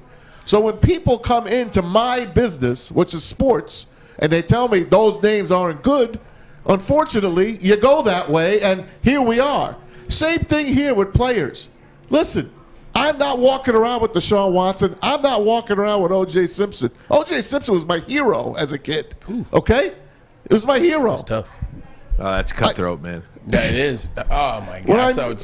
What I mean by this is I stay, and I'm not angry, get off my grass guy, lawn guy. Yeah. I'm just a sports fan. I'm in a bubble. I still listen to Casey Kasem, freaking 70s on 7. I can attest to that. Every week. Tonight, there's a special one on Thursday nights. I'll listen again. I just want my sports, my music. Leave me the hell alone. And if you don't like the sport or the name, don't watch. Yeah. Mic drop. A mic drop there. Hey, you need to turn your mic off. You're canceled. Cancel me. No, not you. No, you're fine. This one over here. Oh, man. That was great. I'm not repeating. It was Black great. Rose 641 says, Ryan, go watch Malik Willis play Ole Miss. Black Rose, I watched every minute of that game. I was watching that game live as it happened, and I was so unimpressed. It was one game. You know how many first round? It was one game. You know how many first round draft pick quarterbacks I can say that about? Hey, watch these games that they played. Matt Leinart played a bunch of terrible games at USC. Jamarcus Russell was drafted a bunch of terrible games. Justin Herbert at Oregon, he didn't have a necessarily great year his last year at Oregon. You can go down the list of guys that had bad games. Hell, I had bad games at U of M. Like, everybody has a bad game. It does not matter in the grand scope of what somebody can do in their totality. In their totality. Look at the totality, not just the spec shot. Guys, we'll talk to Beer Man coming up in about a half hour, 30, 35 minutes from now. We'll get his winners tonight in the Sweet 16 round of the NCAA Men's Basketball Tournament. But first, Dave Burkett, our good friend from the Detroit Free Press, Lions beat writer, put out his latest mock draft. We love mock drafts. I could talk about any mock draft in the world, but he has a player pegged for the Lions that is nowhere on anybody's radar, I don't think. And Malik Willis going to the team I really believe wants him. Not only that, but an observation from this mock draft compared to the other ones that we've seen. Ermanni and Edwards. Woodward Sports Network, bottom line. Detroit, you've been waiting. You've been asking, and now he's back. Starting Monday, April 4th, Terry Foster joins the Morning Woodward Show every day, bringing you Detroit sports like only he can. The Morning Woodward Show with Terry Foster and Adam starts April 4th, live on the Woodward Sports Network. At Wing Snob, staying humble's not our forte. We just have better wings. We're back at it again with our crispy golden brown fries and our famous boneless wings. Juicy, tender, hormone-free chicken. Your favorite signature sauces with no bone. Just when you thought Wing Snob couldn't get any better. Order online at wingsnob.com today. Wing Snob. We just have better wings. Hey, gang, how would you like to win $100K? That's right, $100,000. Just get to a Lady Jane's today, get a precision haircut, and register for your chance to be 6 figures richer. Get to a Lady Jane's and see one of their talented stylists treat you like a king. Lady Jane's open 7 days a week, 10 a.m. to 8 p.m. All you got to do, walk in, sign in, sit down, and before you know it, you are handsome and clean. Ooh-wee! That's right. Lady Jane's, walk in anytime, win $100K. It's wicked awesome. Mock Draft City, baby. Mock Draft City. Hour number 2 of the program. Ryan Ermanni, Braylon Edwards, Tom Mazawey. We got Sam Reynolds. We got Alex Mayer. Yes, we do. Gents, how you guys doing? You enjoying your day so far, Sam? Oh yeah, it's been a great day so far, and I cannot wait to get into this mock draft. That's like, it's just amazing for this show. We all love it. We all love the mocks. We all love the mocks. Alex, you good over there? I'm good. I'm actually somewhat excited, I'll admit it, to watch Michigan play Villanova. I think they have a fighting chance. Gotta in this be. one. Appreciate that, buddy. Absolutely. Appreciate that. I just think it's gonna be a really good game. Like, I think, and we talked about this. It's kind of similar to what we talk about with the draft. Yeah, Ryan. We talk about the spectrum of the draft is so crazy this year. We've seen players that go from being mock drafted number 2 to be out the second round. I mean, not into the second round, into the first round, beginning of the first round. That's kind of like this Michigan Villanova game. I can see Michigan winning this game. I can also see Villanova beating the hell out of Michigan. 20. Like, it's one of those weird games where Michigan could win, Villanova could beat them by 20. It's an interesting game. I can't wait to see the ending. All right, here you go. Here's the Dave Burkett mock draft 3.0. He's got Aiden Hutchinson going to the Jacksonville Jaguars, but it's really somebody who I just don't see on anybody's radar here. Jermaine Johnson, edge rusher from Florida State. Here's the write-up that Dave provides for Jermaine Johnson. I'm probably on an island with this pick, and I believe the Lions would prefer Hutchinson to anyone else in this draft. But Johnson had a standout season at Florida State, and the Lions loved him at the Super Bowl. I don't think Kayvon Thibodeau would be the right fit in Dan Campbell's locker room, and Johnson provides more positional value than safety Kyle Hamilton and is a safer bet than quarterback Malik Harris. So the write-up is understandable. And, Dave fully admits that he's probably on an island with this pick. Right. But this pick also, Braylon, speaks to something that you just said. I've seen guys like Trayvon Walker. Yeah. I've seen him go as high as 2 to as low as 20. Yeah. I've seen Jordan Davis go as high as 10 out of the to first as round. low as the second round. Yeah. I've seen Malik Willis go as high as 2 to into the second round. I've seen Derek Stingley Jr. go top 5 all the way down to the low 20s. Yeah. I mean, we have seen these players be pegged with every single team that there is in the NFL because there isn't a player on here, and I mentioned this a couple of weeks ago. There isn't a player in this draft where you're like, oh, yep, that's great value at 2. You could get this. If the Lions traded back to 12, they could essentially get the same player that they want at 2 at 12. That's unlike anything else we've ever seen in the NFL draft, at least in recent times. Jermaine Johnson would be a good pick for the Detroit Lions, but not in 2. I think it's one of those situations. If, let's say, you're not going to draft Malik Willis, you move up. You let players move. I mean, you let a team move up, take that pick at number 2. You move back and get a couple extra picks. Jermaine Johnson would be a guy. Listen, he went to Georgia, transferred from Georgia, then he goes to Florida State. He had 7 sacks at Georgia. The guy can play. 7 sacks at Georgia, 5 2 years ago. And then last year, he had 11.5 sacks. The guy can get to the quarterback. The guy can play. Sizable to Aiden Hutchinson. He's around that 6'5", 260 range.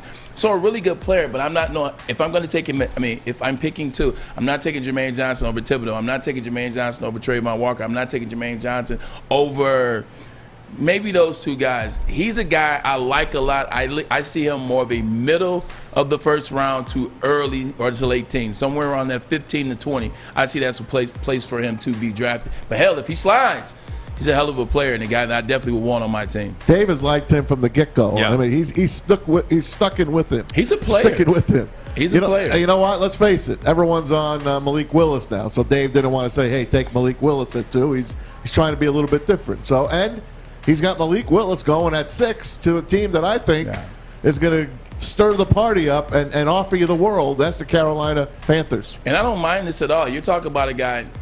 If you can ball wherever you're at, like that's why like Malik Willis playing at Liberty, like the guy balled, the guy can play. But you're talking about balling at big schools.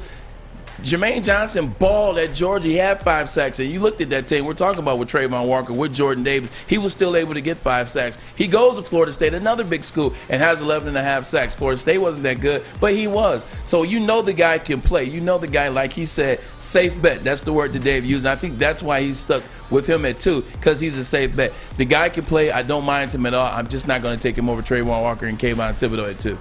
Let me test something that you said here, Mass, for a second, because you think that Carolina is the team that is going to jump up into the to get their quarterback Malik Willis. Yeah. The Malik Willis sweepstakes. And I'm asking the question. And Atlanta's at 8. And I'm asking the question. I don't know the answer. I'm curious to see, Braylon, what you have to say about this, and Maz, you. Seattle's at 9. if you're the Carolina Panthers and you're concerned that the Detroit Lions will take Malik Willis, do you trade with the Detroit Lions or do you trade with the team above the Detroit Lions, the Jacksonville Jaguars? I threaten the Lions to make me a halfway decent deal. Otherwise, I'm going to go above you and go to Jacksonville. I give the Lions first crack. But you know that the Jacksonville Jaguars aren't drafting Malik Willis, so why go above the Detroit Lions? Why not just go to? You're saying like the Lions don't take the deal or they don't offer a deal? Yeah, I mean maybe they don't like the deal that they're offered. But are you going to trade with the team that wants the same player that you have, or do you trade above the team that wants the player that you want? I think both teams are going to put them in a bind because they know that the Carolina Panthers desperately want they need a quarterback and they desperately want to move up to get a guy in Malik Willis. But at the same time, trying to get that pick out, I'm trying to figure it out. I think everybody's doing whatever they can to secure picks and secure free agents now. Guys are throwing the moon at teams. You see what Tyreek Hill. You see what's going on with the Raiders did. You see what's going on with the Broncos. When you want something, now that we're seeing in the NFL, you go for it. So I think if the Carolina Panthers and Matt Rule really want him, they really want to get Malik Willis, they really want the Detroit Lions pick, they're going to make the Detroit offer. They're going to make the Detroit Lions an offer that they can't refuse. Honor the 50th anniversary of the Godfather, by the way. They're going to make him an offer that he can't refuse. I love that. By the way, 6, as I told you, Carolina. 8, just as desperate, Atlanta. 9, the Seahawks. Yeah. You say it yourself. Pete Carroll loves a rookie quarterback. He loves young guys. Why not go get him right now? But we'll talk about Kaepernick to Seattle a little bit later. And then there's number 20. They had their mouths agape the other day when they were looking at Malik Willis. They're the Pittsburgh Steelers, and they are looking for their quarterback in the future. Yes, they signed Mitch Trubisky, and maybe they could make him into something. I doubt it, though. But if they love Malik Willis, these teams, someone's calling Jacksonville, and someone's calling the Lions. Mike Tomlin was salivating at that pro day. What does that take, though? Takes a lot. You know, what does that take? It takes a player and picks. You got to go up to 5? Above Carolina, or do you know? I mean, if the Lions are taking him, you got to go above the Lions.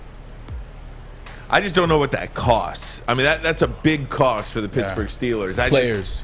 I mean, that's a big cost. Did they go up for Roethlisberger?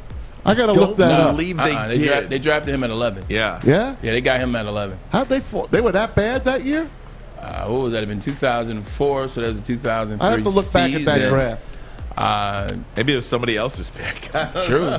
I don't remember them ever being bad enough to be in the Steelers draft from 20 to 32. Who was it? Tommy Maddox? Was Tommy Maddox the quarterback back then? I think it was Tommy Maddox. Not bad. I'll look back. Just for the rest of this, Detroit Lions select George Pickens, 32, in Dave Burkett's mock draft. I'm not sure Brad Holmes wants to spend this high of a pick on a receiver, but the Lions still have a long-term need at that position. Pickens tore his ACL last spring, and DJ Chark's addition means the Lions can bring whatever rookie receiver they draft along slowly. At 34, Damone Clark, linebacker, LSU. The Lions have major defensive needs to fill at linebacker and safety. There's more depth at linebacker with Christian Harris, Quay Walker, and Leo Chenal among those still on the board. Clark's performance at the Senior Bowl for the Lions-coached American team, hard to ignore, though with the second pick of the day, the Lions need a starter. But that's the other thing that we talked about when we found out the Lions were going to be coaching the Senior Bowl, that they would be down there with the talent coming out in this year's draft. I told you, I said they're going to go down there. The good thing about getting eyes on players first is you can see who you want. Somebody that may be under the radar, somebody like a Jermaine Johnson who's literally under the radar. Nobody's talking about him going that high, but you were down there. You saw him. You liked him. You liked what he stood for. You like his pass rush. Whatever you liked about him, if this is the guy that you like, draft him. This is what we've been talking about too. If you like the guy, go for it. The Lions saw him at the Senior Bowl. If they saw enough, hell, we need that position more than anything. I think that is the position, that DN/wide receiver position. Obviously, the quarterback, he's number one. Hell, if you love it, go for it. The pick, it's just got to be Malik Willis. Yeah. Unless you get an absolute crazy haul from somebody. There's just nobody in this draft that could, and I think Scott Bischoff said that, our draft guy. There's just nobody in this draft that could change the franchise as quickly or as much as Malik Willis. I just really believe that. Guys. Yeah, the Steelers were 6-10. in 03, and they picked 11th. Wow. One pick after the Browns took Kellen Winslow. Oh, my God. I got to get a break. Ermanni and Edwards. Woodward Sports Network, the bottom line. Everything that we've hoped for, finally. He's going deep, right side. Oh, that is Edwards out there. He goes up in the air at the goal line. Hey, it's Braylon Edwards here, wanting to welcome the sports marketing agency to Woodward Sports Network, to the family. Glad to have you guys. For the last decade, the sports marketing agency has literally leveraged athletes around issues such as mental health and substance abuse.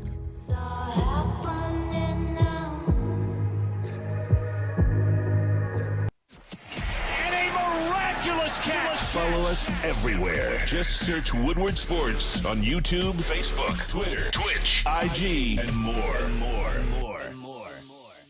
Citron World is an aspirational lifestyle beverage brand with a line of sparkling flavored energy beverages, premium bottled water, and revitalizer shots. If you're looking for premium ingredients, long-lasting energy, balanced hydration, essential vitamins, and great taste, how can you not love this stuff? Who doesn't want to taste great product? Who doesn't want great ingredients? Who doesn't want long-lasting energy? I need energy. Ryan Ermanni, you need energy, don't you? Energy. Get some of the Citron in your life, then, man. Stop BSing, man. Energy. Buy online at CitronWorld.com.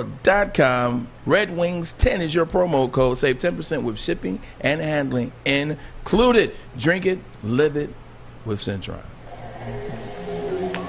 Having a lot of fun with Dave Burkett's mock draft. If you're watching on YouTube, thanks so much. Please hit that like button and subscribe to Woodward Sports on Twitter. If you hit that like button, it helps us. YouTube kind of promotes videos that are well liked. Yep.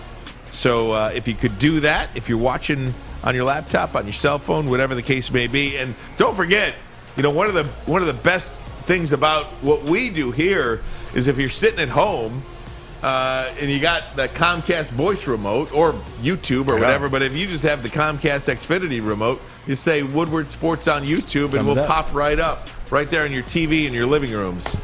So that's pretty good stuff. Matt, you got something I feel like you got? No, I just want to say that there's no question in my mind that we need Malik Willis.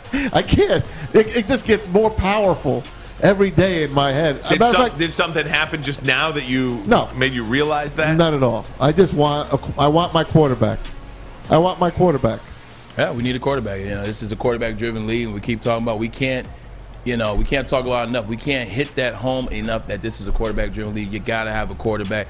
You got to win games. And the way to win games, you got to get edge rushers. You got to get quarterbacks, man. In this particular draft, there's really good edge rushers, but Malik Willis seems to be a talent that we can get behind, man. It's somebody that's going to be there in the next 2 to 3 years to make plays for it. 4'3", great attitude. The way he throws the ball, he has a cannon of an arm. He's humble. He's coachable. He wants to learn. He wants to be in the system. He's excited talking about his players that he played with at Liberty. Blood, sweat, and tears. It's just a guy that, man, the more and more you hear him, the more and more you see him, the more and more you kind of like, I'm like, man, it's like, damn, if we don't get Malik Willis, now I'm let down. I'm let down completely. He's not Dwayne Haskins. Can we say that? He's not Dwayne Haskins. I remember Dwayne Haskins' first game. Yeah. He was in the stands almost, signing autographs as his team was on the field. They had to get him. They had to put a backup quarterback in. I knew that kid was not the kid then. This guy, he's got everything that you want. I wish he was 2 inches taller, but I'll take him. Let me say this, and Braylon, you had mentioned this during the break. Every time I mention Malik Willis, every time you mention Malik Willis, every time you mention Malik Willis, somebody's going to say, watch him play Ole Miss. Yeah. And honestly, look, I got nothing for you. Guy had a bad game. He cracked down his leg. It was a terrible game. I watched every minute of that game because I was so high on Malik Willis in August.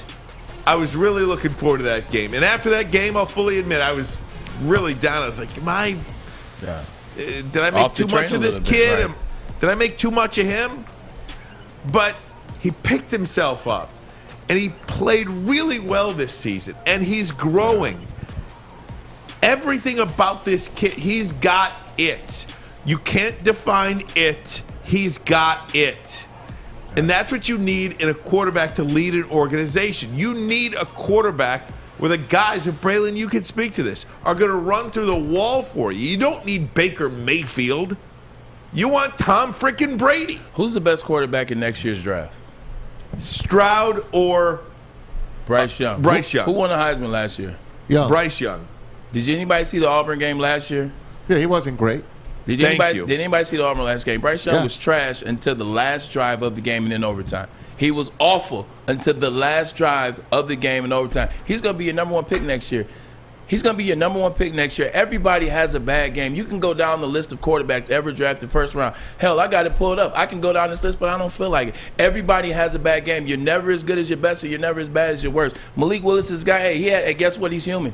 Had a bad day, had a bad game. Guess what? Matt Corral, he sucked too that game. Both quarterbacks suck. Guess what? Deal with it, move on. Peyton Manning, I watched him in Tennessee when he was in college in 96, 97. He had some bad games too. You don't think he still wasn't the number one overall pick? You have bad games in life. It's okay. You move forward and you move on, and that's what he done. That's what he did. Like you said, he picked himself up by his bootstraps, finished the year out, had a great pro day, had a great combine, and he was great down there at the Senior Bowl. That's when the Lions first got eyes on him and fell in love. Things happen. It is what it is. The guy can play. The guy's a monster. He's going to be your second pick in the draft this year. People are hung up on Liberty. Yeah. If you had any other school's name on it, any Power 5 conference school name on it, they'd be, oh yeah, that's our guy. And honestly, I say the poor kid only got one game. Yeah. Right? I mean, that's why everybody pulls out the Ole Miss game, because he only got one opportunity. Josh Allen is Wyoming. I rest my case. What about the difference is Malik Willis is 6 foot and went to Liberty. If Malik Willis was 6'5" and at Liberty, nobody would say anything about his talent because he's 6'5". People tend to overlook talent when you see height. Oh, shoot, he's 6'5". Oh, shoot, he's 6'4". You see the way John Elway looked Russell Wilson up and down when he went to the office the other day when he first got there. He looked at Russell like he was a midget. How tall is Russell Wilson? 5'11"?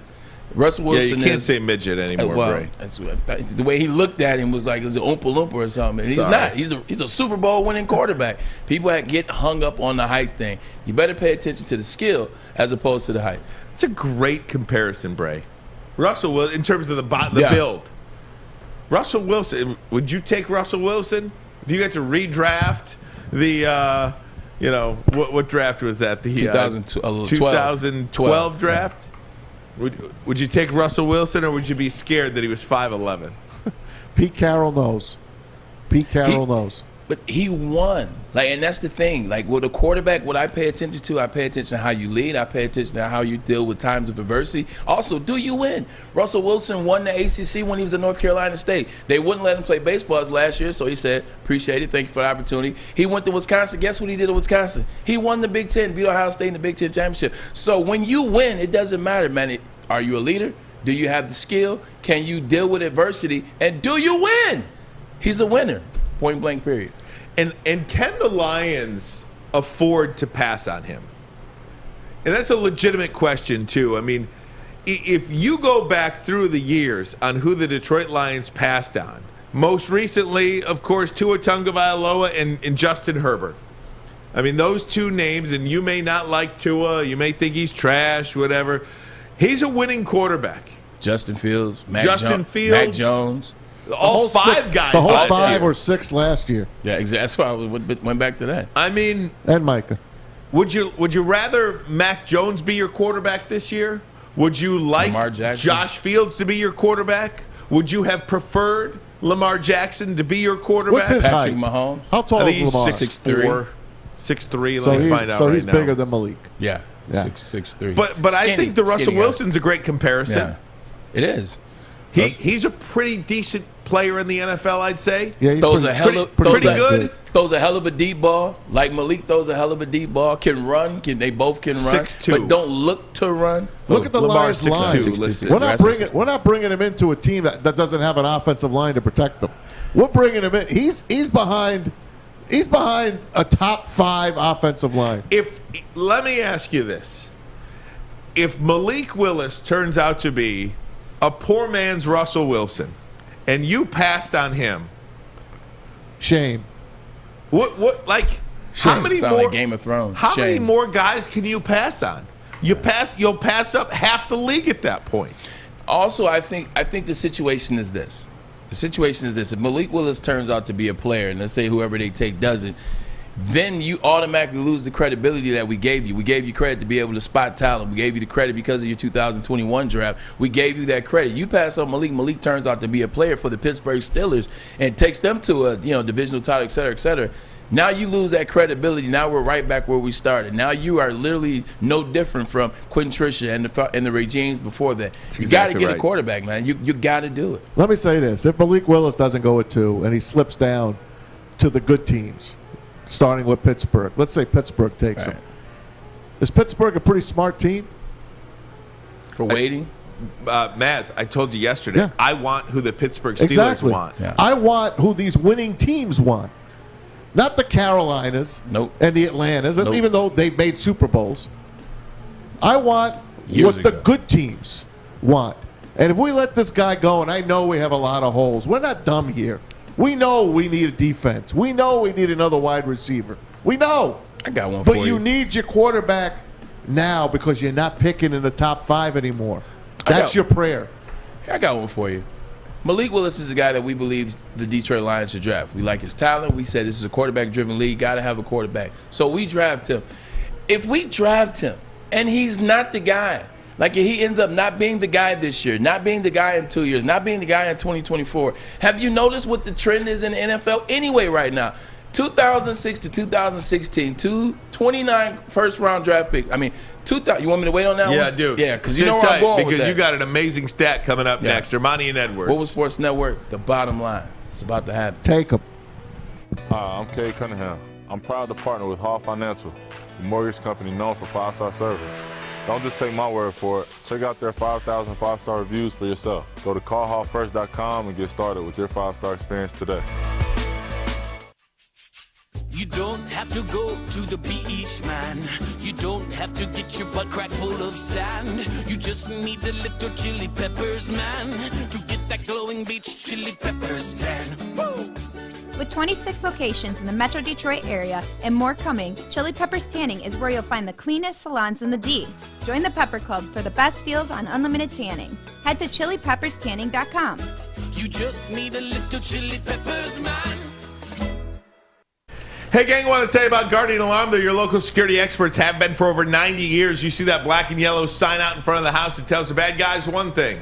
Stay out. Stay out. Guardian Alarm, a good defense for your home or your business. It helps you helps make you feel secure. 24/7 local monitoring. Convenient features let you check in on your home. Control your business. Control your lights, temperatures, detect smoke, carbon monoxide, anything you want. Even going to let you lock and unlock your doors. All you got to do is call that number above my head right now. 1-800-STAY-OUT. 1-800-STAY OUT. Guardian Alarm, your local security experts. Alex put a poll out. Should the Lions take Malik Willis at 2? So far, it is 51% no, 49% yes. Crazy, man. 5 minutes in, so we'll see how this one ends. Let it go for a while, Alex. So look, what I was going to say before the break is this. You take Malik Willis. If he doesn't pan out to be the guy that you want him to be, look at the trend that's going on. Look at where Russell Wilson. Look how that happened. Look at these quarterbacks moving in different situations. Look at a Carson Wentz. Look at a Deshaun Watson. These quarterbacks are moving. 2006 to 2016, 29 quarterbacks were drafted in the first round. Guess what? None of those guys still play with the team that drafted them. Quarterbacks will be available. If Malik isn't the guy, you still can build around him. You know what you can do in the draft this year and next year and the following year. You know what you can do in free agency the rest of this year, next year, the following year. You can build the team up around Malik Willis. And then when you're ready, when you know that he's not the guy, when Jared Goff is long gone and we're not looking at his girlfriend in the yellow bathing suit anymore, now you can get a quarterback who's coming out of a rookie deal. Now you can get a quarterback who's no longer happy with the team that he's on, just like the quarterbacks that you're seeing now with Russell Wilson and these quarterbacks. You're seeing the trend. Pay attention. Drafting Malik Willis is not going to hurt you, I promise. Maybe this is an unfair comparison. Well said. But if you look at what the San Francisco 49ers just did with Jimmy Garoppolo at quarterback and drafting Trey Lance. Let's say, for instance, Trey Lance is a total bust. They see him every day in practice, and he's just not ready to get on the field. Jimmy G's pretty good quarterback, right? Yeah. You just keep Jimmy G on, and then you move on from Trey Lance. And you know what? It is what it is at that point. You went for it with a quarterback. You busted out on him. You lost 3 picks. You lost a pick, right? 3. Well, forget about the trades. I'm just talking about drafting him. Forget about they traded up to get him. Yeah. Just forget about that. So if Malik Willis gets drafted at 2 and he can't play, I fully believe that this Lions coaching staff will be able to see that, and he won't see the field. And he'll sit this year, and maybe he'll sit next year, and maybe at that point you're like, man, we really missed the mark, and he's just not good, and we got to move on from this guy. Jordan Love. Then you keep Jared Goff. It's the perfect situation. You have nothing to lose. Tell me the player on this list that's a can't miss it too. Tell me him. I want him. You had me till you said keep Jared Goff. You lost me on that. But Bray, if you crap out on Willis, he's cool with that he's part, a serviceable quarterback to get you to the next guy. Yeah, I agree with you that. You lose nothing, but you lose if you take Kayvon Thibodeau or Jermaine Johnson and they can't play. Yeah. What if those guys can't play? Then you're really screwed.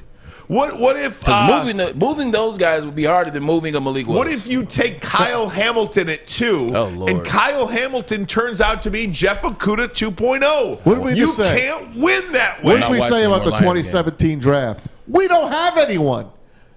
There's no one left from the 2017 draft on the Lions. Take your quarterback. Yeah. Take him. Everything else will happen. It'll come. 2017, there's not a single player left on this team, and 4 of those guys they took are out of the NFL. And I trust Brad Holmes. You take him, and you this don't like regime. him in 2 years, hell, send him down to Pittsburgh. I know Pike Tomlin still loves him. And that's 4 playing years ago. That's 4 playing years ago. Right? I mean, 2017, 18, 19, 20, 5 playing years ago. I mean, come on, guys. What are you doing here? Are you going to take Kyle Hamilton because he's this can't miss prospect at safety? He might be out of the top 15. He might turn out good, but he's not a quarterback. He's not a franchise-changing player. He's just not. That's what we said yesterday. Kyle Hamilton is a very good player. Kyle Hamilton is going to be a good player in this league somewhere. But at number 2, I'm not taking a safety. Safeties don't win you Super Bowls. Safeties don't get you to Super Bowls. We said it yesterday. Fine. I'll say it again today. You don't take a safety at number 2 because he's not winning you a Super Bowl. At number 2, you either take an offensive tackle that can protect your quarterback, who you should draft, or you take a defensive end that can get to the quarterback. It has something to do with the quarterback. Protect the quarterback. Draft the quarterback or draft somebody that's going to get to the quarterback, not Kyle Hamilton or safety. It's just the way it's got to be, and I'm almost getting to the point where I would be absolutely crushed if they don't get Willis. Like almost to the point where I'd be like, these guys. I almost might be there. Like I was last year. Sitting at our draft party, I was the only one that wasn't jumping up and down because my guy wasn't taken. And I'm not going to keep going back to that, but I do. You are, but I'm just saying, nothing wrong with it. I mean, it's a valid point. I want my guy this year. This is the year you got to draft a quarterback. Him. You got to draft him, not the other guys. They don't show it to me. They just look like run-of-the-mill guys to me. I think Kenny Pickett might have something special in him. I do. The other guys, you could have them. You could have him. I want Willis. Brad Holmes, Sheila Forham, and Dan Campbell, do me a favor, please. Listen to me, hear me carefully. Please draft Maz's guy, because I can't take another year of him talking about Malik Willis if we don't draft him like last year with Micah Parsons. Please, I'm begging you, draft Malik Willis so I don't have to hear Maz's mouth. I just want somebody to tell me who, you sit here. Who's the can't miss player on this sheet? Who is the can't miss player on this sheet? Jordan Davis. I mean, Jordan Davis is a great player, but again, you could talk about his stats all you want. The guy doesn't play on 3rd down, and we've seen him, Braylon, on any one of these mock drafts. We've seen him as high as 12 now. He does keep getting higher. We've seen him as high as 12. We've seen him out of the first round. You got to take him at 2? Yeah. Well, he's out of the first round before the combine. I think after watching his combine, I think people came to their senses. He's the longest broad jump ever, over 300 pounds. He's the fastest 40 time ever, over 300 pounds. Like, everything about him was special at that draft, like legitimately. Now, you say he doesn't play on third downs. You know what? Have him in the game, you're going to have a lot of long third downs, but he don't have to play on anyway. So I don't mind drafting him either. Like, I'm of the mindset, you got to find a player you believe in and draft him. I don't care the pick or the player. It's one of those type of drafts. Got to get your guy, stick with your guy and draft him. No matter what people say, it's about you. Don't listen to the people, because you don't want to lose your job because of what somebody said on Twitter. What do these 3 teams have in common? New Orleans, Atlanta, Pittsburgh. They'll need a quarterback. Who did they just sign? Former number 1 picks. Jameis Winston. Jameis Winston, former number 1 pick. Marcus Mariota, former number 1 pick. Mitch Trubisky, former number 1 pick. They're still looking for their quarterback. Draft your quarterback. Yeah. That's exactly what you just said, though, about that 2006 to 2016. 100%. 29 first round. Think about that. 29 first-round picks. In 10 years, none of them. Same 0. Are with their same team. Or were with their team in 2017, 18, 19. And then you go back to what happened last year, the start of 2020. 16 quarterbacks new suited jobs. up for a new franchise. You're always looking for the quarterback. There's always going to be a quarterback available, is what I'm saying. That's what I'm saying. If you miss a Malik Willis, there'll be one of these quarterbacks that are ending a deal where you're like, oh, you know what, cool. How about we make this trade? Get this guy. He's unhappy where he's at. We could bring him. He's ready. He's a 3-year Pro Bowler. He's a 4-year Pro Bowler. He's on a bad, terrible team. Let's save him. Let's save him from his team. There's a lot of those situations happening now. You're going to find a quarterback in 3 years, in 2 years, if Malik Willis isn't the guy. You're not going to lose much. And you got 2 number 1s next year to boot. Not to mention the Detroit Lions, you keep saying, oh, we're not ready now anyway. Well, we're building for the future. Not this year. No, we're not going to get these guys this year. No, maybe next. No, maybe in 3 years. We're not ready yet. So if that's how you believe, then what's so different than what we're talking about right now? By the way, those 3 teams I just told you about, they've all won a Super Bowl. And just think about what Braylon's former general manager with the Jets told us when he was on with us a couple of weeks ago, Mike Tannenbaum. Take a quarterback every year. Mm-hmm. Quarterback. One of them is going to hit. Yeah. Or a couple of them. Shoot, when they were in Green Bay, they drafted Matt Hasselbeck while Brett Favre was there. I think Matt Hasselbeck was a pretty good quarterback. He got to a Super Bowl. They drafted Aaron Rodgers. I think he was a pretty quarterback. He won a Super Bowl. Jordan Love is still with the Packers. He is. And look, the Cleveland Browns are a perfect example of this. You could build up your team all you want. If you don't have that quarterback, you're gonna get only so far. You maybe win a division, win a playoff game, but you're not competing for a Super Bowl. How many Look at Baker quarterbacks? Mayfield. How many quarterbacks have the Cleveland Browns drafted that didn't work out? Well, like, you just got to keep going. You played with 12 in 4 years. Even you ain't lying about that. But even newer than that, Brandon Weeden was out of Oklahoma State. He's a first-round quarterback. It didn't work out. Brady Quinn, first-round quarterback, didn't work. Baker Mayfield, first-round quarterback, almost worked out, but didn't work out. You got to keep going till you get your guys. Nothing wrong with that if you're trying. Guys, we got Beer Man on the line. We're going to get you some winners tonight. Sweet 16, Michigan's in action, Gonzaga in action. Who do you like? Maz has got his MyBookie account up. He's ready for it. I got my stats, too. Beer, he needs some winners tonight. Ermanni and Edwards. What was Sports Network, the bottom line? I got some inside info. Oh, don't say that too. Think you're a big shot? Oh, excuse me, it goes down. Think you can make the big shot? Washington fires. Hits. Woodward Sports wants to send you to the finals for college basketball April 2nd through the 4th in New Orleans. That's right, you and a friend in the Big Easy. We'll take care of the airfare, hotel, and tickets to see the finals for college basketball. Listen Monday through Friday to the Morning Woodward Show. Big D Energy. And the bottom line for your chance to qualify. If you can make the big shot, you and a friend are getting out of the cold and to New Orleans. Keep listening and watching for your next chance to win. Powered by Planet Fitness, Centron, and the Sports Marketing Agency. And it's over. Anything can happen in March. Hi, my diamonds. It's Crystal with an X.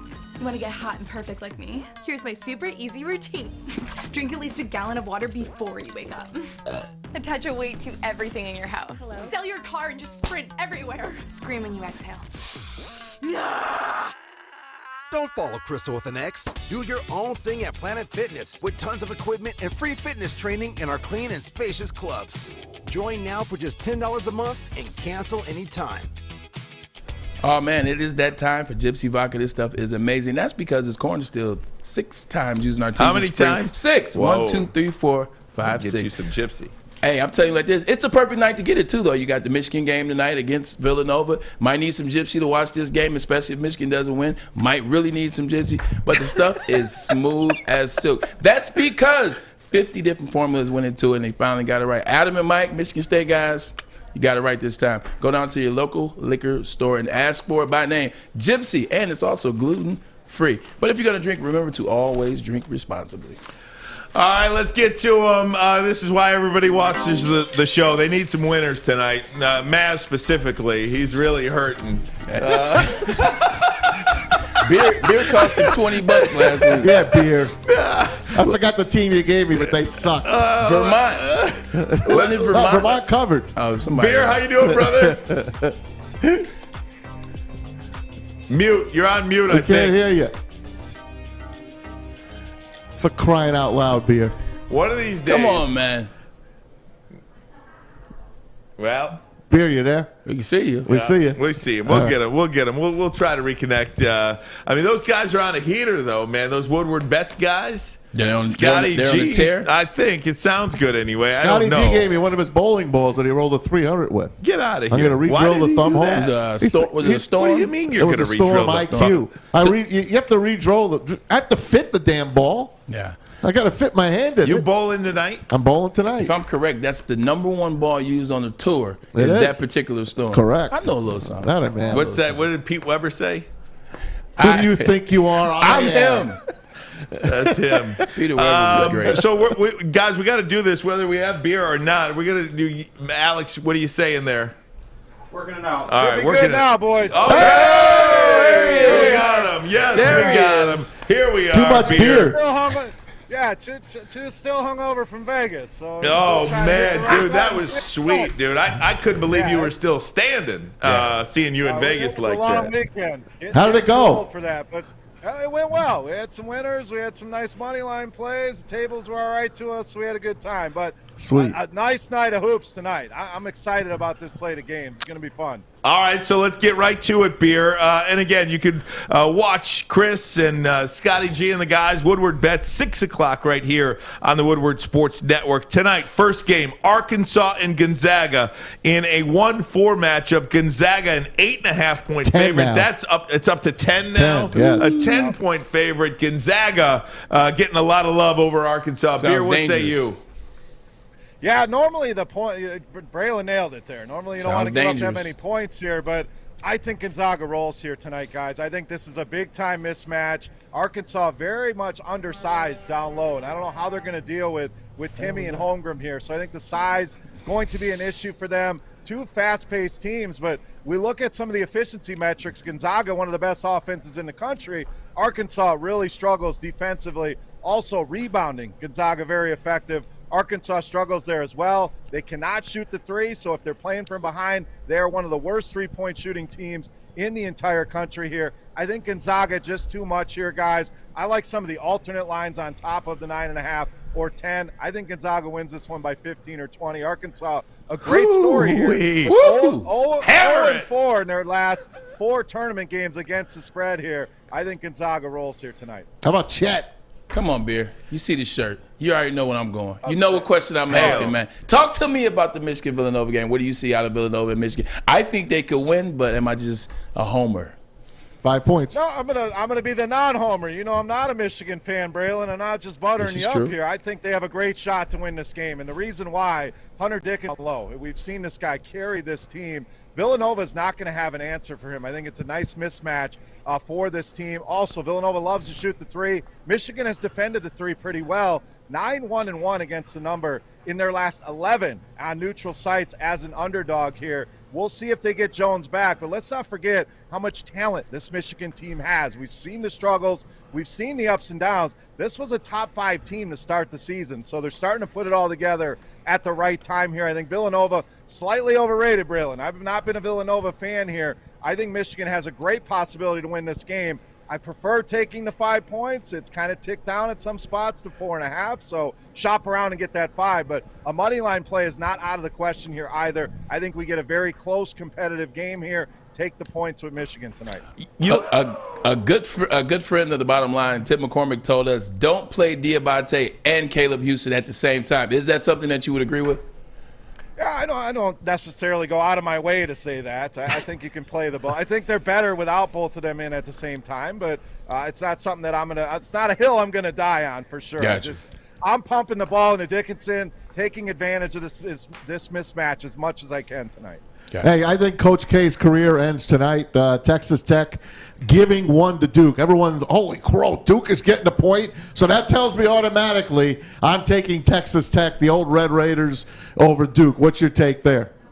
Maz, you are on it. This is your classic experience versus youth, defense versus offense, and I'm rolling with the experience and the defense of this Texas Tech team, who was very much battle-tested. I mean, Duke should have lost to Michigan State. We can throw that out there, but that's the only game that they have covered in their last 6, and they barely covered that game. So they could very well already be at home. I think this is the death nail, Matt. Texas Tech defense, top in the nation. They have faced some of these high-powered teams, Baylor, Oklahoma, Kansas, where you look at some of the opponents Duke's faced in the ACC, they have not seen a defense like this. These young kids are going to struggle a little bit. As talented as they are, this reminds me of that Gonzaga-Memphis game. They may get out to a quick start, maybe a live betting opportunity for you on Texas Tech. I think defense and experience prevails at the end. Texas Tech gets it done, sends Coach K on to the sidelines.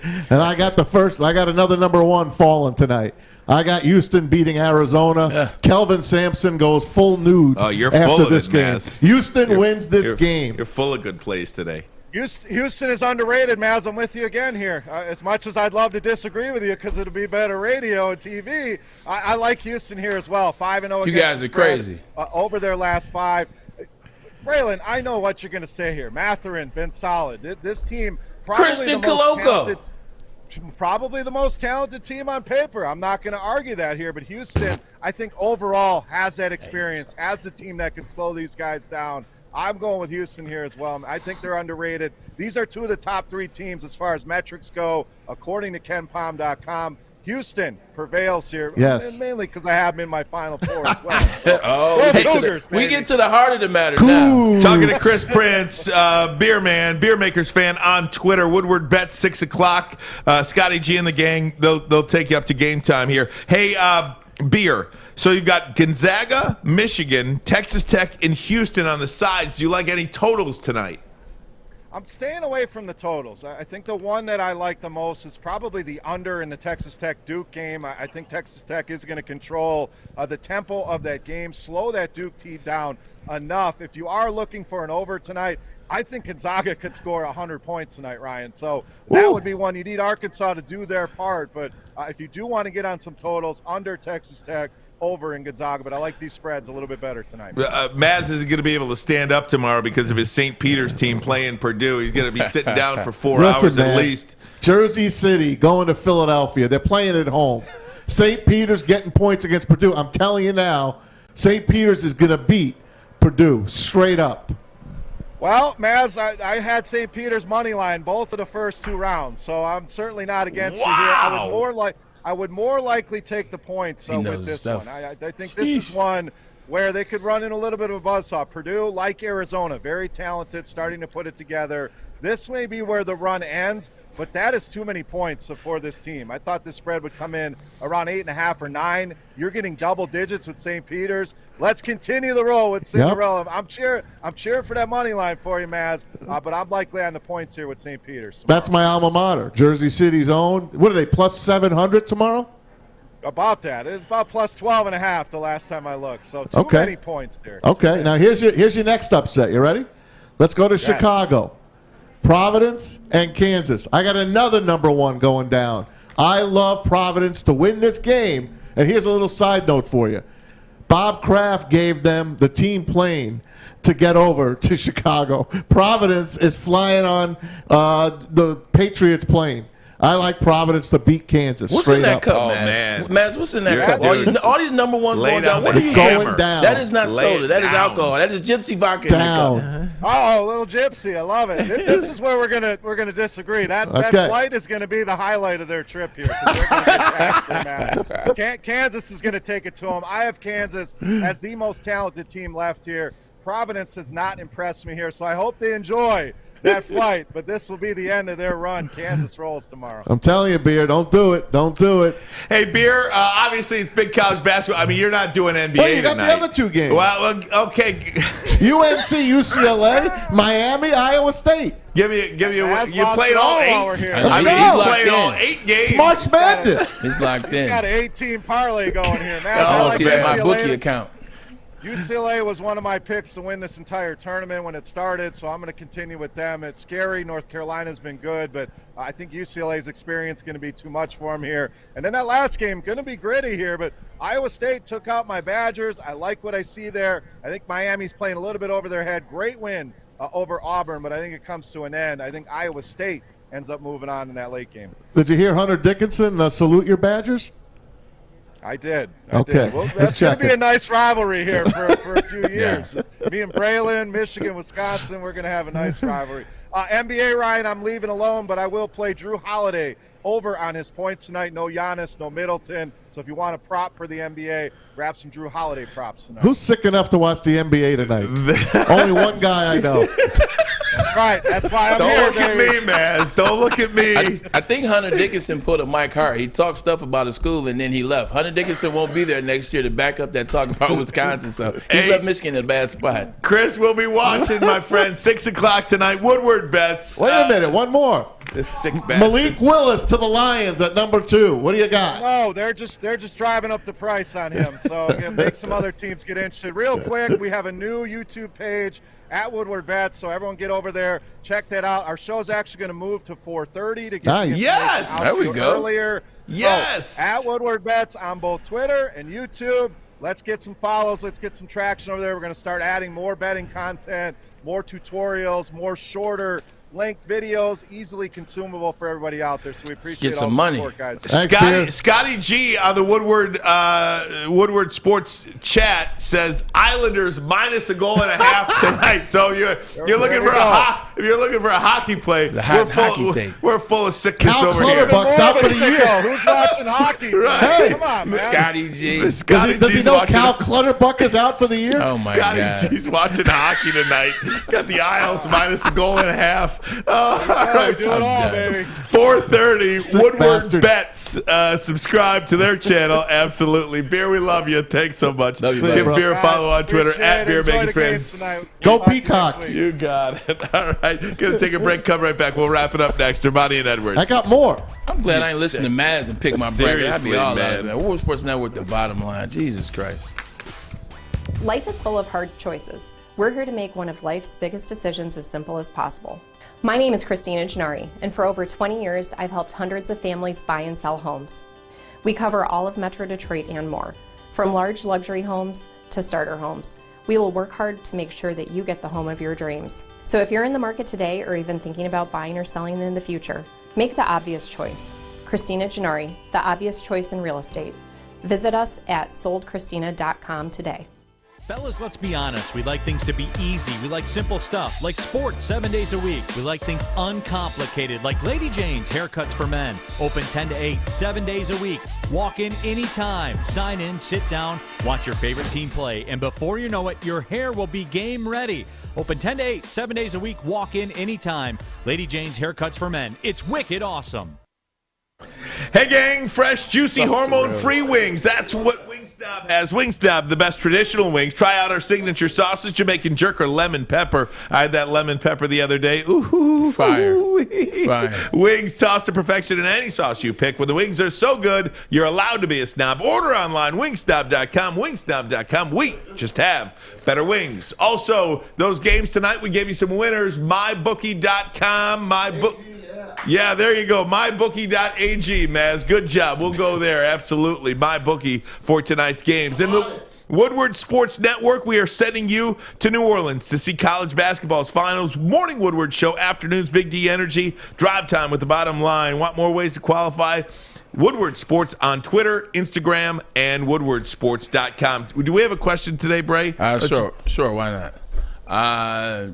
The first person that can name all 5 Fab Five members. There you go. There you go. First person to name all 5 Fab Five members on the YouTube chat will be today's qualifier. Maz, keep an eye out on for that. Before we get to Maz's videos of the day, we've got the head football coach of the defending champion Division II, De La Salle Pilots, Dan Roan, in the house. How you doing, Coach? Great. Thanks for having me, guys. Now, was it as thrilling to watch the basketball team? It was on Twitter all over the place. That basketball team at De La Salle, my goodness, beating Orchard Lake St. Mary's on a putback at the buzzer. I think it was actually more exciting seeing our kids and the opportunity for our kids to enjoy that and have so many fans in the stands and kind of really feeling that March Madness, an opportunity for our kids to go out there and compete at the highest level, and now they're headed to the Breslin Center in the Final Four. Look at that. Coach Ron, you're a football guy. I'm a football guy. Watching these last 2 games, I watched the I watched the Orchard Lake St. Mary North Farmington game, and then I watched the De La Salle Orchard Lake St. Mary's game. You can't tell me that you like when they just dribble around for 5 minutes. No, it is the dumbest thing I've ever seen. I think it slows the game down, and it's right now the game in high school sports has taken over a different level of athletic ability. So we want those kids to go out and shine and play as fast as they can. So I think installing a shot clock and making these kids play up tempo will be great for the game and increase fans and opportunities for people to have more fun. I agree. Orchard Lake got what they deserve because they did that to North Farmington and they beat North Farmington that way. And guess what? De La Salle gave it right back to them. Talk a little high school football with you quickly. You've been at De La Salle a couple of years, made it to the state finals a couple of years ago, won the championship last year. Build a powerhouse there at De La Salle. How much fun are you having? It's great. I moved over here 2 years ago from the west side of the state and starting to embrace all of this. I love it. Our school's committed to what we're doing. The community's committed. We got great buy-in. Our freshman class was really good. So couldn't be happier about what we're doing and where we're going. They got a pretty good player on there with the last name Ermanni, I think. Yeah, he's part of the program. I hear some of our listeners like to take pictures of him and hang out with him. He's a great kid. He works hard, but we got a ton of those kids, and that's kind of what our community is about. So we're really excited for this next season coming up, and it's right around the corner. Absolutely. As a Bishop Gallagher guy, I wish you the best of success, but not too much success. No, I'm just joking, Coach. Thanks. All right, Coach, I'm going to have you walk that mic back to Maz. In the meantime, it is that time of the day we like to play Maz's videos of the day. Yeah.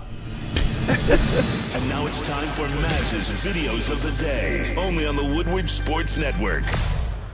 Winners, by the way, in our contest. Oh, you got it. Fletch is a winner tonight. Let me get this full. Fletch lives daily. And Stephen Westbrooks. We're going to qualify 2 people. Okay, great. So what you need to do is Fletch lives daily, Stephen Westbrooks. Email ilovemarchmadness2022@gmail.com. ilovemarchmadness2022@gmail.com. Give Sam your name. Sam will get in touch with you and get the information they need, and we'll get you qualified for today. 2 qualifiers today. Mazgo, you're up. All right. 21 years ago today, this is something you might want to turn away from. Randy Johnson, who we all know is one of the greatest pitchers of all time. It's my favorite. He made this bird completely disappear.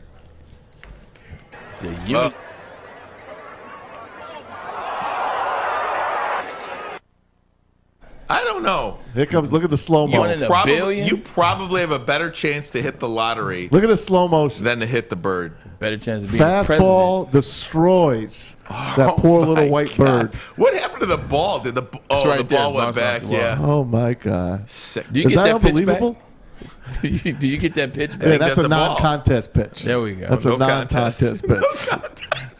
Hey, let's keep it. Let's contest for that bird. Let's keep it in baseball. I found something on Bo Jackson today, just to remind you of what a guy this guy was. Look at him turn into Spider-Man. Of course, Gary Thorne on the call against the Orioles.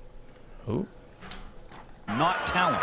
Orsolak licks that one to left center field. Bo won the charge. Bo is there.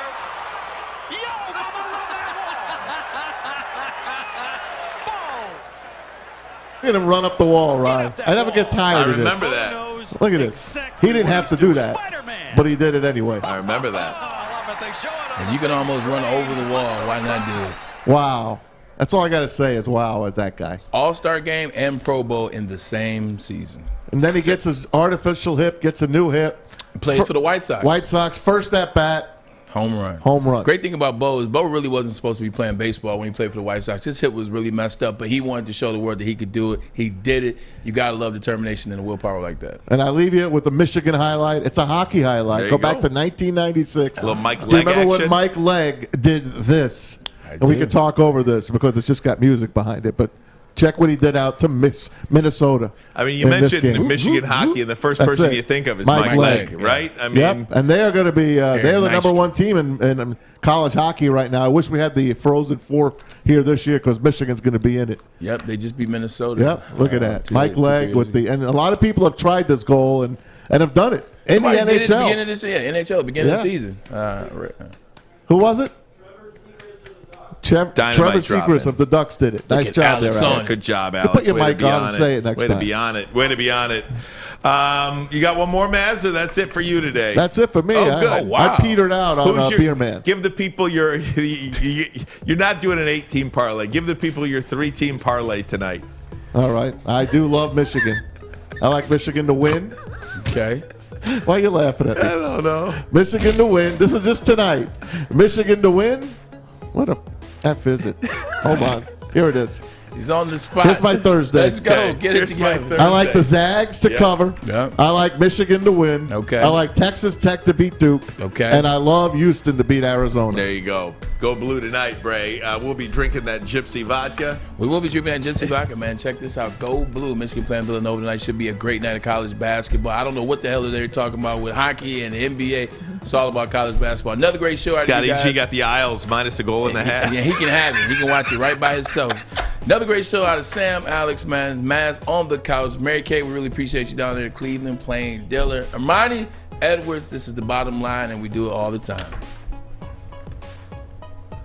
At the defense, that's going to be a turnover. 2-on-1. Come on, Ryan. Back to Hayes. Oh! Killer Hayes with the tomahawk. Take a look at this. Watch and enjoy. Pistons again scoring off defense. Loose ball. Bam!